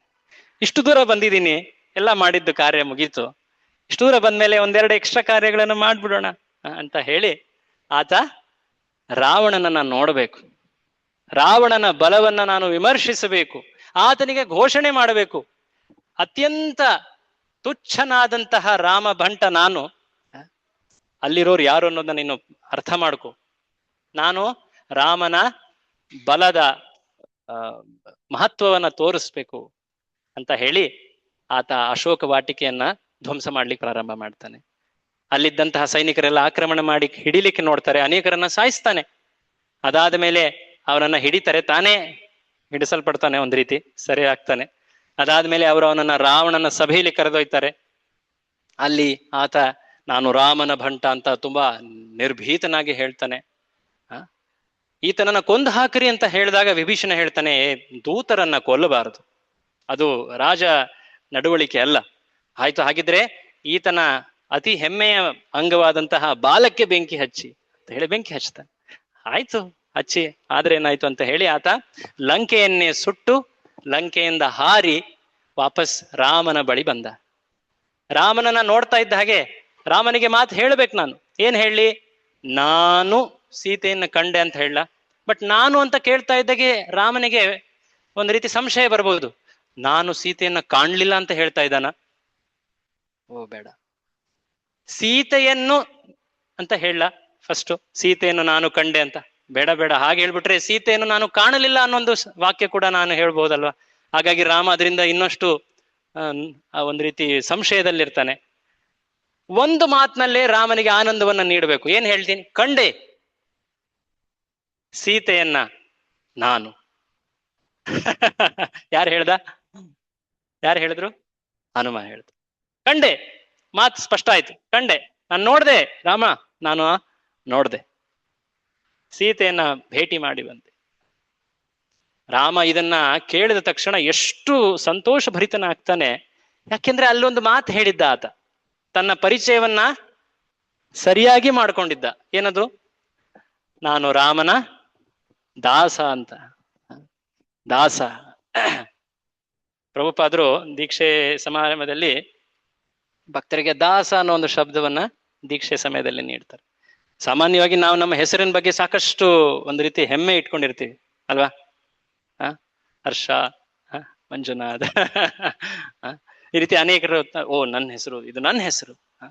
ಆ ರೀತಿ ಹೇಳದೇ ಇದ್ರು ಕೂಡ ಯಾರೋ ಒಬ್ರು ಆ ರೀತಿ ಮಾತಾಡಿದ್ರೆ ನನ್ ಕರೆದ್ರ ಅಂತ ಹೇಳ್ತಾರೆ ಅಲ್ವಾ. ಸೊ ನಮ್ಮ ಹೆಸರಿನ ಪರಿಚಯ ಬಹಳಷ್ಟು ಗಾಢವಾಗಿರ್ತದೆ, ಆಸಕ್ತಿ. ಆದ್ರೆ ಗುರುಗಳು ಏನ್ ಮಾಡ್ತಾರೆ, ನಮ್ಮ ಹೆಸರನ್ನ ಭಗವಂತನ ಸೇವಕ ಅಂತ ಹೇಳಿ ಸ್ಪಷ್ಟ ಮಾಡ್ತಾರೆ ಫಸ್ಟ್. ಸೊ ಹಾಗೆ ತಾನು ದಾಸನೆಂದು ಘೋಷಿಸಿದ ಕಾರಣದಿಂದಾಗಿ ಆನಂತರ ರಾಮನ ಮುಂದೆ ಆತ ಬಂದಾಗ ರಾಮ ಆತನಿಗೆ ಪರಮ ಅನುಗ್ರಹವಾದ ಆಲಿಂಗನವನ್ನ ನೀಡಿದ. ಇದು ಬಹಳ ವಿಶೇಷ. ಅದಾದ ಮೇಲೆ ಸೇತುವೆ ನಿರ್ಮಾಣವಾಗಿತ್ತು. ಆ ಒಂದು ಯುದ್ಧದಲ್ಲಿ ಸೇತುವೆ ಮೇಲೆ ಕರೆದುಕೊಂಡು ಹೋದವನು ಹನುಮನೇ ರಾಮ ಲಕ್ಷ್ಮಣರನ್ನ ತನ್ನ 2 ಭುಜಗಳ ಮೇಲೆ ಆತ ಅವರನ್ನ ಕೂರಿಸಿಕೊಂಡು ಮುಂದೆ ಕರ್ಕೊಂಡು ಹೋಗ್ತಾನೆ. ಆ ಯುದ್ಧದಲ್ಲಿ ಅಫ್ಕೋರ್ಸ್ ಇಂದ್ರ ತನ್ನ ಮಾತಾಲಿ ಅನ್ನೋ ಒಬ್ಬ ತನ್ನ ಸಾರಥಿಯ ಮತ್ತೆ ತನ್ನ ರಥವನ್ನು ನೀಡಿದ. ಬಟ್ ಅನೇಕ ಬಾರಿ ರಾಮ ಹನುಮನ ಭುಜದ ಮೇಲೆ ನಿಂತು ಕೂತು ಅಲ್ಲಿಂದ ಯುದ್ಧ ಮಾಡಿದಂತಹ ಘಟನೆಗಳಿವೆ ರಾಮಾಯಣದಲ್ಲಿ. ಆ ಯುದ್ಧದಲ್ಲಿ ಒಂದು ಸಮಯದಲ್ಲಿ ಲಕ್ಷ್ಮಣನ ಮೇಲೆ ಅತಿಯಾದ ಪ್ರಹಾರವಾದಾಗ ಆತ ಮೂರ್ಛಿತನಾಗಿ ಆಲ್ಮೋಸ್ಟ್ ಸಾಯುವಂತಹ ಸ್ಥಿತಿಗೆ ಬಂದಾಗ ವೈದ್ಯರು ಹೇಳಿದಂತೆ ಆತ ಸಂಜೀವನಿಯನ್ನು ಹುಡುಕ್ಲಿಕ್ಕೆ ಹಾರಿ ಹೋಗಿ ಹುಡುಕ್ಲಾರದೆ ಆ ಪರ್ವತವನ್ನೇ ತಂದ. ಇನ್ನೊಂದು ಸಮಯದಲ್ಲಿ ಲಕ್ಷ್ಮಣನ ಮೇಲೆ ಪ್ರಹಾರ ಮಾಡಿ ಮೂರ್ಛಿತನನ್ನಾಗಿ ಮಾಡಿ ಆತನನ್ನ ಕದ್ದೊಯ್ದಲಿಕ್ಕೆ ಪ್ರಯತ್ನ ಮಾಡ್ತಾ ಇದ್ದ ರಾವಣ. ಎತ್ತಲಿಕ್ಕಾಗಿರ್ಲಿಲ್ಲ. ಆಗ ತಕ್ಷಣ ಹನುಮ ಬಂದು ಆ ಲಕ್ಷ್ಮಣನನ್ನ ಕರೆದುಕೊಂಡು ಹೋಗ್ತಾನೆ. ಹೀಗೆ ಅನೇಕ ಘಟನೆಗಳಿವೆ ಆ ಯುದ್ಧದಲ್ಲಿ. ಕೊನೆಗೆ ರಾಮ ರಾವಣರ ಆ ಸಂಘರ್ಷ ಅದನ್ನ ಯಾರಿಗೂ ಬೇರೆಯವ್ರಿಗೆ ಕಂಪೇರೆ ಮಾಡ್ಲಿಕ್ಕೆ ಆಗೋದಿಲ್ಲ. ಆ ಸಂಘರ್ಷ, ಅದರ 10 ದಿನಗಳ ಮಹಾಯುದ್ಧ, ಅದರ ಕೊನೆ ರಾವಣನ ಅಂತ್ಯವಾಯಿತು. ಅದಾದ ಮೇಲೆ ಸೀತೆಯನ್ನ ವಾಪಸ್ ಕರೆತರಲಾಯಿತು. ಸೀತಾ ಪರೀಕ್ಷೆ ಆಯಿತು, ಅಗ್ನಿ ಪರೀಕ್ಷೆ. ಅದಾದ ಮೇಲೆ ಸೀತೆಯನ್ನ ಅಯೋಧ್ಯೆಗೆ ಸೀತೆ ರಾಮ ಎಲ್ಲರೂ ಪುಷ್ಪಕ ವಾಹನದಲ್ಲಿ ಬರ್ತಾರೆ. ಅದಾದ ಮೇಲೆ ರಾಮ ಪಟ್ಟಾಭಿಷೇಕವಾಗ್ತದೆ. ರಾಮ ಪಟ್ಟಾಭಿಷೇಕದ ಸಮಯದಲ್ಲಿ ಎಲ್ಲ ವಾನರರಿಗೆ, ಎಲ್ಲ ಭಕ್ತರಿಗೆ ರಾಮ ಉಪಹಾರವನ್ನ, ಉಡುಗೊರೆಯನ್ನ ನೀಡ್ತಾ ಇದ್ದಾನೆ. ವಿಶೇಷವಾಗಿ ಹನುಮನಿಗೆ ಏನ್ ನೀಡ್ಲಿ, ನಾನು ಏನು ನೀಡ್ಲಿಕ್ಕೆ ಆಗೋದಿಲ್ಲ. ಪಕ್ಕದಲ್ಲಿ ಸೀತೆ ಕೂತಿದ್ದಾಳೆ. ರಾಮ ತನ್ನ ಕೊರಳಿದ್ದಂತಹ ಒಂದು ಹಾರವನ್ನ ಸೀತೆಗೆ ತೊಡಸ್ತಾನೆ. ಸೀತೆ ಒಂದು ರೀತಿ ಕಣ್ಣು ಸನ್ನೆಯಲ್ಲಿ ಆತ ಹೇಳ್ತಾ ಇದ್ದಾನೆ, ಇದನ್ನ ನೀನು ನಿನ್ನ ಗಣನೆಯಂತೆ ಅತ್ಯಂತ ಮುಖ್ಯವಾದಂತಹ ಅತಿ ಪರಮ ಸೇವೆಯನ್ನ ಮಾಡಿದವನಿಗೆ ಇದನ್ನ ನೀಡು. ತಕ್ಷಣವೇ ಸೀತೆ ಯಾವುದೇ ಒಂದು ವಿಳಂಬವಿಲ್ಲದೆ ತುಂಬಾ ಸಹಜವಾಗಿ ಹನುಮ ಮುಂದೆ ಬಾ ಅಂತ ಹೇಳಿ ಕರೀತಾಳೆ. ಹನುಮನಿಗೆ ಆ ಮಾಲೆಯನ್ನ ಧರಿಸ್ತಾಳೆ. ಕೆಲವರು ಹೇಳ್ತಾರೆ ಅದನ್ನ ಒಡೆದು ನೋಡ್ದ ರಾಮನ ಹೆಸರಿತ್ತ ಅಂತ. ಅದೇನೋ ಬೇರೆ ಘಟನೆಗಳು, ವಾಲ್ಮೀಕಿ ರಾಮಾಯಣದಲ್ಲಿ ಅದರ ಉಲ್ಲೇಖ ಇಲ್ಲ. ಬಟ್ ಪಾಯಿಂಟ್ ಏನಂದ್ರೆ, ಎಷ್ಟು ಹನುಮನ ಸೇವೆಯನ್ನ ರಾಮ ನೆನೆದ.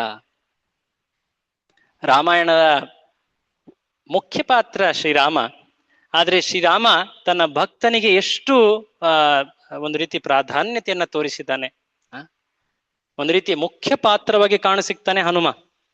ಭಗವಂತನ ಭಕ್ತ ಸೇವಕನಾಗಿ ಹನುಮ ಕಾಣ್ತಾನೆ. ಹಾಗಾಗಿ ರಾಮಾಯಣ ಪಠಣೆ ಮಾಡುವಾಗ ಆತನನ್ನ ಸ್ಮರಿಸಿ ರಾಮಾಯಣವನ್ನ ಪಠಣೆ ಅಥವಾ ಪಾರಾಯಣ ಮಾಡೋದನ್ನ ಪ್ರಾರಂಭ ಮಾಡಬೇಕು ಅಂತ ಹೇಳ್ತಾರೆ. ರಾಮಾಯಣ ಧ್ಯಾನ ಅಂತ ಹೇಳ್ತಾರೆ. ತಾವೆಲ್ಲ ಕೇಳಿರ್ಬೋದು ಅನೇಕ ಶ್ಲೋಕಗಳು. ವಿಶೇಷವಾಗಿ ಆ ಶ್ಲೋಕ ಯಾವುದೇ ಕಸರತ್ತು ವ್ಯಾಯಾಮ ಮಾಡುವಾಗ ಈ ಮಾತು ಹೇಳ್ತಾರಲ್ವಾ, ಮನೋಜವಂ ಮಾರುತ ತುಲ್ಯ ವೇಗಂ. ಕುಸ್ತಿಪಟುಗಳು ಹೇಳುವಂತಹ ಶ್ಲೋಕ ಇದೆ ಆಕ್ಚುಲಿ. ಮನೋಜವಂ ಮಾರುತ ತುಲ್ಯ ವೇಗಂ ಜಿತೇಂದ್ರಿಯಂ ಬುದ್ಧಿಮತಾಂ ವರಿಷ್ಠಂ. ಮನೋಜವಂ, ಮನಸ್ಸಿನ ವೇಗದಷ್ಟು ಬೇಗ ಹೋಗುವಂಥವನು. ಮನೋಜವಂ ಮಾರುತ ತುಲ್ಯ ವೇಗಂ, ವಾಯುವಿನ ವೇಗದಷ್ಟು. ಮಾರುತ ತುಲ್ಯ ವೇಗಂ, ಮಾರುತಿ. ಜಿತೇಂದ್ರಿಯಂ, ಇಂದ್ರಿಯಗಳನ್ನ ಗೆದ್ದವನು. ಬುದ್ಧಿಮತಾಂ ವರಿಷ್ಠಂ, ಅತ್ಯಂತ ಬುದ್ಧಿಶಾಲಿ. ವಾತಾತ್ಮಜಂ, ವಾಯುವಿನ ಪುತ್ರ. ವಾನರಯೂಥ ಮುಖ್ಯಂ, ವಾನರರ ಗುಂಪಿನ ಮುಖ್ಯಸ್ಥ ಈತ. ಶ್ರೀರಾಮದೂತಂ, ನಾನು ವಾತಾತ್ಮಜಂ ವಾನರಯೂಥ ಮುಖ್ಯಂ ಶ್ರೀರಾಮದೂತಂ ಶರಣಂ ಪ್ರಪದ್ಯಾಮಿ. ಸೊ ರಾಮದೂತನ, ನಿನ್ನನ್ನ ನಾನು ಯಾರು, ಅವನ ಮುಖ್ಯ ಪರಿಚಯ ಏನು? ರಾಮದೂತ. ಹನುಮ ಅಂದ್ರೆ ರಾಮನ ಸೇವಕ, ರಾಮದೂತ, ರಾಮಭಕ್ತ. ಸೊ ಹೀಗೆ ಹನುಮಂತನ ಸ್ಮರಣೆ ಅದು ಒಂದು ರೀತಿ ನಮ್ಮನ್ನ ರಾಮನ ಸ್ಮರಣೆಗೆ ಪ್ರೇರೇಪಿಸುತ್ತೆ. ಭಕ್ತರ ಚರಿತ್ರೆಯನ್ನ ನಾವು ಕಲ್ತಾಗ ಭಗವಂತನ ಸ್ಮರಣೆ ಬಹಳ ಸಹಜವಾಗಿ ಆಗ್ತದೆ. ಹಾಗಾಗಿ ಭಕ್ತಿ ಅಂದ್ರೆ ಭಗವಂತ ಮತ್ತು ಭಕ್ತರು, ಅವರನ್ನ ಅಗಲಿಸ್ಲಿಕ್ಕೆ ಆಗೋದೇ ಇಲ್ಲ. ಭಕ್ತಿ ಅಂದ್ರೆ ಅಲ್ಲಿ ಭಗವಂತ ಮತ್ತೆ ಭಕ್ತರು ಇದ್ದೇ ಇರ್ತಾರೆ. ಯಾರೊಬ್ಬರ ಸ್ಮರಣೆ ಮಾಡಿದ್ರು ಇನ್ನೊಬ್ಬರ ಸ್ಮರಣೆಗೆ ಅದು ಪೂರಕವಾಗಿ ಇರುತ್ತೆ. ನೀವು ಭಗವಂತನ ಚರಿತ್ರೆಯನ್ನು ನೋಡಿದ್ರೆ ಅಲ್ಲಿ ಭಕ್ತರ ಚರಿತ್ರೆ ಕಾಣುತ್ತೆ. ಕೃಷ್ಣನ ಚರಿತ್ರೆಯಲ್ಲಿ ಸುಧಾಮ, ರುಕ್ಮಿಣಿ, ಸತ್ಯಭಾಮ, ಆನಂತರ ಗೋಪಿಯರು, ಈ ರೀತಿಯಾಗಿ ಅನೇಕರ ಚರ್ಚೆ ಬಂದೇ ಬರುತ್ತೆ ಅಲ್ವಾ, ಅರ್ಜುನ.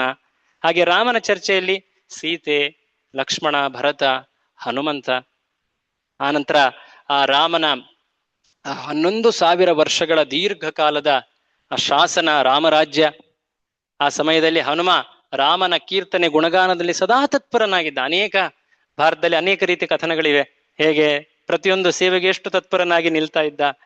ಆ 1 ವರ್ಷ ಎಷ್ಟೆಲ್ಲ ಸೇವೆ ಸಿಕ್ಕಿದ್ವು ನನಗೆ ತಾಯಿ, ಆದ್ರೆ ನನಗೆ ಈಗ ಏನು ಸೇವೆ ಸಿಗ್ತಾ ಇಲ್ಲ, ಏನ್ ಸೇವೆ ನೀಡ್ತೀಯ ಅಂತ ಹೇಳಿ ಸೀತೆ ಮುಂದೆ ಆತ ಯಾವಾಗ ಅಂಗ್ಲಾಚಿ ನಿಲ್ತಾ ಇದ್ನಂತೆ. ಆಕೆ ಹೇಳಿದ್ಲು, ನೀನು ಸದಾ ರಾಮನ ಸ್ಮರಣೆಯನ್ನ ಮಾಡು, ಈಗ ನಮಗೆ ಸೇವೆ ಮಾಡ್ಲಿಕ್ಕೆ ಅವಕಾಶ ನೀಡು ಹೇ ಹನುಮ ಅಂತ. ಅದಾದ ಮೇಲೆ ರಾಮ ಮರಳಿ ಭಗವದ್ಧಾಮಕ್ಕೆ ಹೋಗೋ ಸಮಯದಲ್ಲಿ, ಎಲ್ಲರನ್ನು ಕರೆದೊಯ್ಯುವಂತಹ ಸಮಯದಲ್ಲಿ ಆ ಮಾತನ್ನ ಹನುಮ ಹೇಳ್ದ. ಮುಂಚೆ ಕೂಡ ಅದರ ಉಲ್ಲೇಖ ಮಾಡಿದ್ವಿ. ದಯವಿಟ್ಟು ನಿನ್ನ ಸ್ಮರಣೆಯನ್ನ ಸದಾ ನಾನು ಮಾಡುವಂತೆ, ಎಲ್ಲೆಲ್ಲಿ ನಿನ್ನ ಗುಣಗಾನವಾಗ್ತದೋ ಅಲ್ಲಿ ನಾನು ಸದಾ ನಿನ್ನ ಗುಣಗಾನವನ್ನ ಸವಿಯುವ ಅವಕಾಶವನ್ನ ನನಗೆ ನೀಡು ಅಂತ. ಸೊ ಹೀಗೆ ಹನುಮ ಭಾಗವತ ಪುರಾಣದ ಪ್ರಕಾರ ಈಗಲೂ ಕೂಡ ಭೂಮಂಡಲದ ಜಂಬೂ ದ್ವೀಪದ ಕಿಂ ಪುರುಷ ವರ್ಷದಲ್ಲಿ ಅಲ್ಲಿ ರಾಮನ ಆರಾಧನೆ ಸ್ಮರಣೆಯಲ್ಲಿ ಈಗಲೂ ಕೂಡ ಸ್ಥಿತನಾಗಿದ್ದಾನೆ. ಆ ರಾಮನ ಗುಣಗಾನವನ್ನ, ಆತನ ಮಹಿಮೆಯನ್ನ ಹಾಡ್ತಾ ಇದ್ದಾನೆ. ಇದನ್ನ ಭಾಗವತ ಪುರಾಣದಲ್ಲಿ ನಾವು ಉಲ್ಲೇಖ ಪಡಿಬಹುದು. ಸೊ ಈ ಚಿರಂಜೀವಿ ಆದಂತಹ ಹನುಮನ ಸ್ಮರಣೆ, ಅದು ಆ ಜನ್ಮತಿಥಿಯ ಕುರಿತ ಸಂದರ್ಭದಲ್ಲಿ ನಾವು ಇಲ್ಲಿ ಸ್ವಲ್ಪ ಪ್ರಯತ್ನ ಮಾಡಿದ್ವಿ. ಏನಾದ್ರೂ ತಪ್ಪಿದ್ದಲ್ಲಿ ಕ್ಷಮಿಸಿ. ಮತ್ತೊಮ್ಮೆ ಈ ಶ್ಲೋಕವನ್ನ ಹೇಳ್ಬಿಟ್ಟು ನಾವು ಈ ಚರ್ಚೆಯನ್ನ ನಿಲ್ಲಿಸೋಣ, ವಿರಾಮ ಮಾಡೋಣ. ಯತ್ರ ಯತ್ರ ರಘುನಾಥ ಕೀರ್ತನಂ ತತ್ರ ತತ್ರ ಕೃತಮಸ್ತಕಾಂಜಲಿಂ ಬಾಷ್ಪವಾರಿ ಪರಿಪೂರ್ಣಲೋಚನಂ ಮಾರುತಿಂ ನಮತ ರಾಕ್ಷಸಾಂತಕಂ. ರಾಮ ಭಕ್ತ ಹನುಮಾನ ಕಿ ಜಯ, ಶ್ರೀಲ ಪ್ರಭುಪಾದ ಕಿ ಜಯ, ನಿತಾಯ ಗೌರ ಪ್ರೇಮಾನಂದೇ. ಹರಿ ಹರಿ ಬೋಲ್. ಏನಾದ್ರೂ ಕ್ವಶನ್ಸ್ ಇದೆಯಾ ಅಥವಾ ಕಾಮೆಂಟ್ಸ್ ಇದ್ರೆ ಹೇಳ್ಬೋದು. ಹರೇ ಕೃಷ್ಣ. ಹರೇ ಕೃಷ್ಣ ಪ್ರಭು. ಹರೇ ಕೃಷ್ಣ. ಈ ಸುಂದರಕಾಂಡದಲ್ಲಿ ಹನುಮಂತನ ಮೈಕ್ ಆನ್ ಇಲ್ಲ ಅನ್ಸುತ್ತೆ. ಈ ಸುಂದರಕಾಂಡದಲ್ಲಿ ಹನುಮಂತನ ಪಾರ್ಟ್ ಇರ್ಲಿಲ್ಲ ಅಂದ್ರೆ ಈ ಸೀತೆಯನ್ನು ಹುಡುಕೋದು ರಾಮಗೆ ಬಹಳ ಕಷ್ಟ ಆಗ್ತಿತ್ತು. ಅಂದ್ರೆ ಅದಕ್ಕೆ ಸೀತೆ ಅಷ್ಟು ಕ್ಲೈಮ್ಯಾಕ್ಸ್ ಅದು ಆ ಪಾರ್ಟ್ ನಮಗೆ ಸಿಗ್ತಾ ಇಲ್ಲ. ಹನುಮನ ಸೇವೆ ಆಗದೆ ಇದ್ದಿದ್ರೆ ಮುಂದೆ ಏನೇನ್ ಆಗ್ತಾ ಇತ್ತು. ಸೊ ನನ್ನ ಪ್ರಶ್ನೆ ಅಂದ್ರೆ, ಈಗ ಕೃಷ್ಣನ ಅವತಾರ ಹೆಂಗೆ ಬೇರೆ ಬೇರೆ ಸತ್ಯಯುಗದಲ್ಲಿ ಮತ್ತೆ ತ್ರೇತಾಯುಗ, ದಾಪುರ ಯುಗ, ಕಲಿಯುಗದಲ್ಲಿ ನೋಡಿದ್ವಿ. ಹಾಗೆ ತ್ರೇತಾಯುಗದಲ್ಲಿ ಶ್ರೀರಾಮನ ಭಕ್ತರಾಗಿ ಹನುಮಾನ ಸೇವೆ ಸಲ್ಲಿಸಿದ. ಹಾಗೆ ಬೇರೆ ಬೇರೆ ಯುಗಗಳಲ್ಲಿ ಅವನ ಅವತಾರ ಬಗ್ಗೆ ಏನಾರ ಉಲ್ಲೇಖನ ಇದೆ ಅಥವಾ ಕಲಿಯುಗದಲ್ಲಿ ಅಂದ್ರೆ ಎಲ್ಲರೂ ಬರೀ ಹನುಮಂತನೇ ಅಂದ್ರೆ ಅದರಿಂದ ಈಗ ರಾಮನ ಅವತರಣವಾಗಿದ್ದು ತ್ರೇತಾಯುಗ. ರಾಘವೇಂದ್ರ ಸ್ವಾಮಿ ಅವರೆಲ್ಲ ಹನುಮಂತನೇ ಅವತಾರ ಅಂತ ಹೇಳಿ ಕೆಲವೊಬ್ರು ಇದರಲ್ಲಿ ಇದನ್ನ ಮಾಡ್ತಾರೆ. ರಾಮನ ಪರಮ ಭಕ್ತರು, ಮೂಲ ರಾಮನ. ವಿಶೇಷವಾಗಿ ಒಂದು ಬ್ರಹ್ಮನ ದಿನದ ಒಂದು ದಿನದಲ್ಲಿ ಅನೇಕ ಮನ್ವಂತರಗಳಿರ್ತದೆ, 14 ಮನ್ವಂತರಗಳು. ಆ 14 ಮನ್ವಂತರಗಳಲ್ಲಿ ಪ್ರತಿ ಮನ್ವಂತರದ 24ನೇ ಚತುರ್ಯುಗದ ತ್ರೇತಾಯುಗದಲ್ಲಿ ರಾಮನ ಪ್ರಕಟವಾಗುತ್ತದೆ. ಇದನ್ನ ಶಾಸ್ತ್ರದಲ್ಲಿ ಸ್ಪಷ್ಟವಾಗಿ ಹೇಳಿದ್ದಾರೆ. 24ನೇ ಚತುರ್ಯುಗ, 24ನೇ ಚತುರ್ಯುಗದ ತ್ರೇತಾಯುಗ ಅಂದ್ರೆ 4 ಯುಗಗಳ ಚಕ್ರದಲ್ಲಿ ತ್ರೇತಾಯುಗ. ಈಗ ನಡೀತಾ ಇರೋದು 28ನೇದು, ಅಷ್ಟವಿಂಶತಿ ಕಲಿಯುಗಸ್ಯ ಅಂತ ಹೇಳ್ತಾರೆ ನೋಡಿ, ಸಂಕಲ್ಪದಲ್ಲಿ ಹೇಳ್ತಾರೆ. ಅಷ್ಟವಿಂಶತಿ ಅಂದ್ರೆ 28ನೇದು. ಈಗ ಈ ಚತುರ್ಯುಗದ ದ್ವಾಪರ ಯುಗದಲ್ಲಿ ಕೃಷ್ಣನ ಮೂಲ ಪರಮ ಪುರುಷ ಕೃಷ್ಣನ ಅವತರಣವಾಯಿತು. ಬ್ರಹ್ಮನ ದಿನದಲ್ಲಿ ಒಮ್ಮೆ ಮಾತ್ರ ಪ್ರಕಟವಾಗುವಂಥವರು ಕೃಷ್ಣ, ರಾಮ ಮತ್ತೆ ನರಸಿಂಹರು.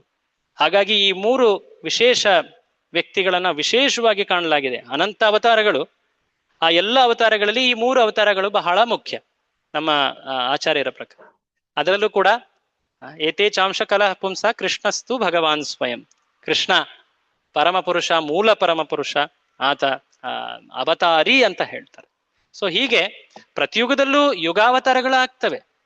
ಆದರೆ ಈ ಅವತಾರಗಳು ಬ್ರಹ್ಮನ ದಿನದಲ್ಲಿ ಒಮ್ಮೆ ಮಾತ್ರ ಪ್ರಕಟವಾಗುವಂತ. ಸೊ ಹಾಗಾಗಿ ಈ ಅವತಾರವನ್ನ ವಿಶೇಷವಾಗಿ ಹೇಳಲಾಗಿದ್ದಾರೆ. ತ್ರೇತಾಯುಗದಲ್ಲಿ ಯುಗಾವತಾರ ಆಕ್ಚುಲಿ ಹೇಳ್ಬೇಕಂದ್ರೆ ಯಜ್ಞಮೂರ್ತಿ. ಬಟ್ ರಾಮ ಲೀಲಾ ಅವತಾರ. ಕೃಷ್ಣ ಆತ ಯುಗಾವತಾರವೂ ಹೌದು, ಲೀಲಾ ಅವತಾರವೂ ಹೌದು. ಹಾಗೆ ಎರಡು ಪಾತ್ರಗಳನ್ನ ನಿರ್ವಹಿಸ್ತಾರೆ. ಹರೇ ಕೃಷ್ಣ. ಭಗವಂತನ ದರ್ಶನಕ್ಕೆ ಸಮಯ ಆಯಿತು. ಹರೇ ಕೃಷ್ಣ. ಮುಂದಿನ ವಾರದಿಂದ ಭಾಗವತದ ಚರ್ಚೆ ಮುಂದುವರಿಯುತ್ತೆ. ಕೆಲವು ದಿನಗಳಿಂದ ನಾವು ರಾಮಾಯಣದ ಕುರಿತಾಗಿ ಚರ್ಚೆ ಮಾಡ್ತಾ ಇದ್ವಿ. ಮುಂದಿನ ಚರ್ಚೆ ಅದು ಮುಂದಿನ ಶನಿವಾರದಿಂದ ಕಂಟಿನ್ಯೂ ಆಗಿದೆ. ತಮ್ಮೆಲ್ಲರಿಗೂ ಧನ್ಯವಾದ. ಹರೇ ಕೃಷ್ಣ. ಪರ್ಸನಲ್ ಆಗಿ ಕೇಳ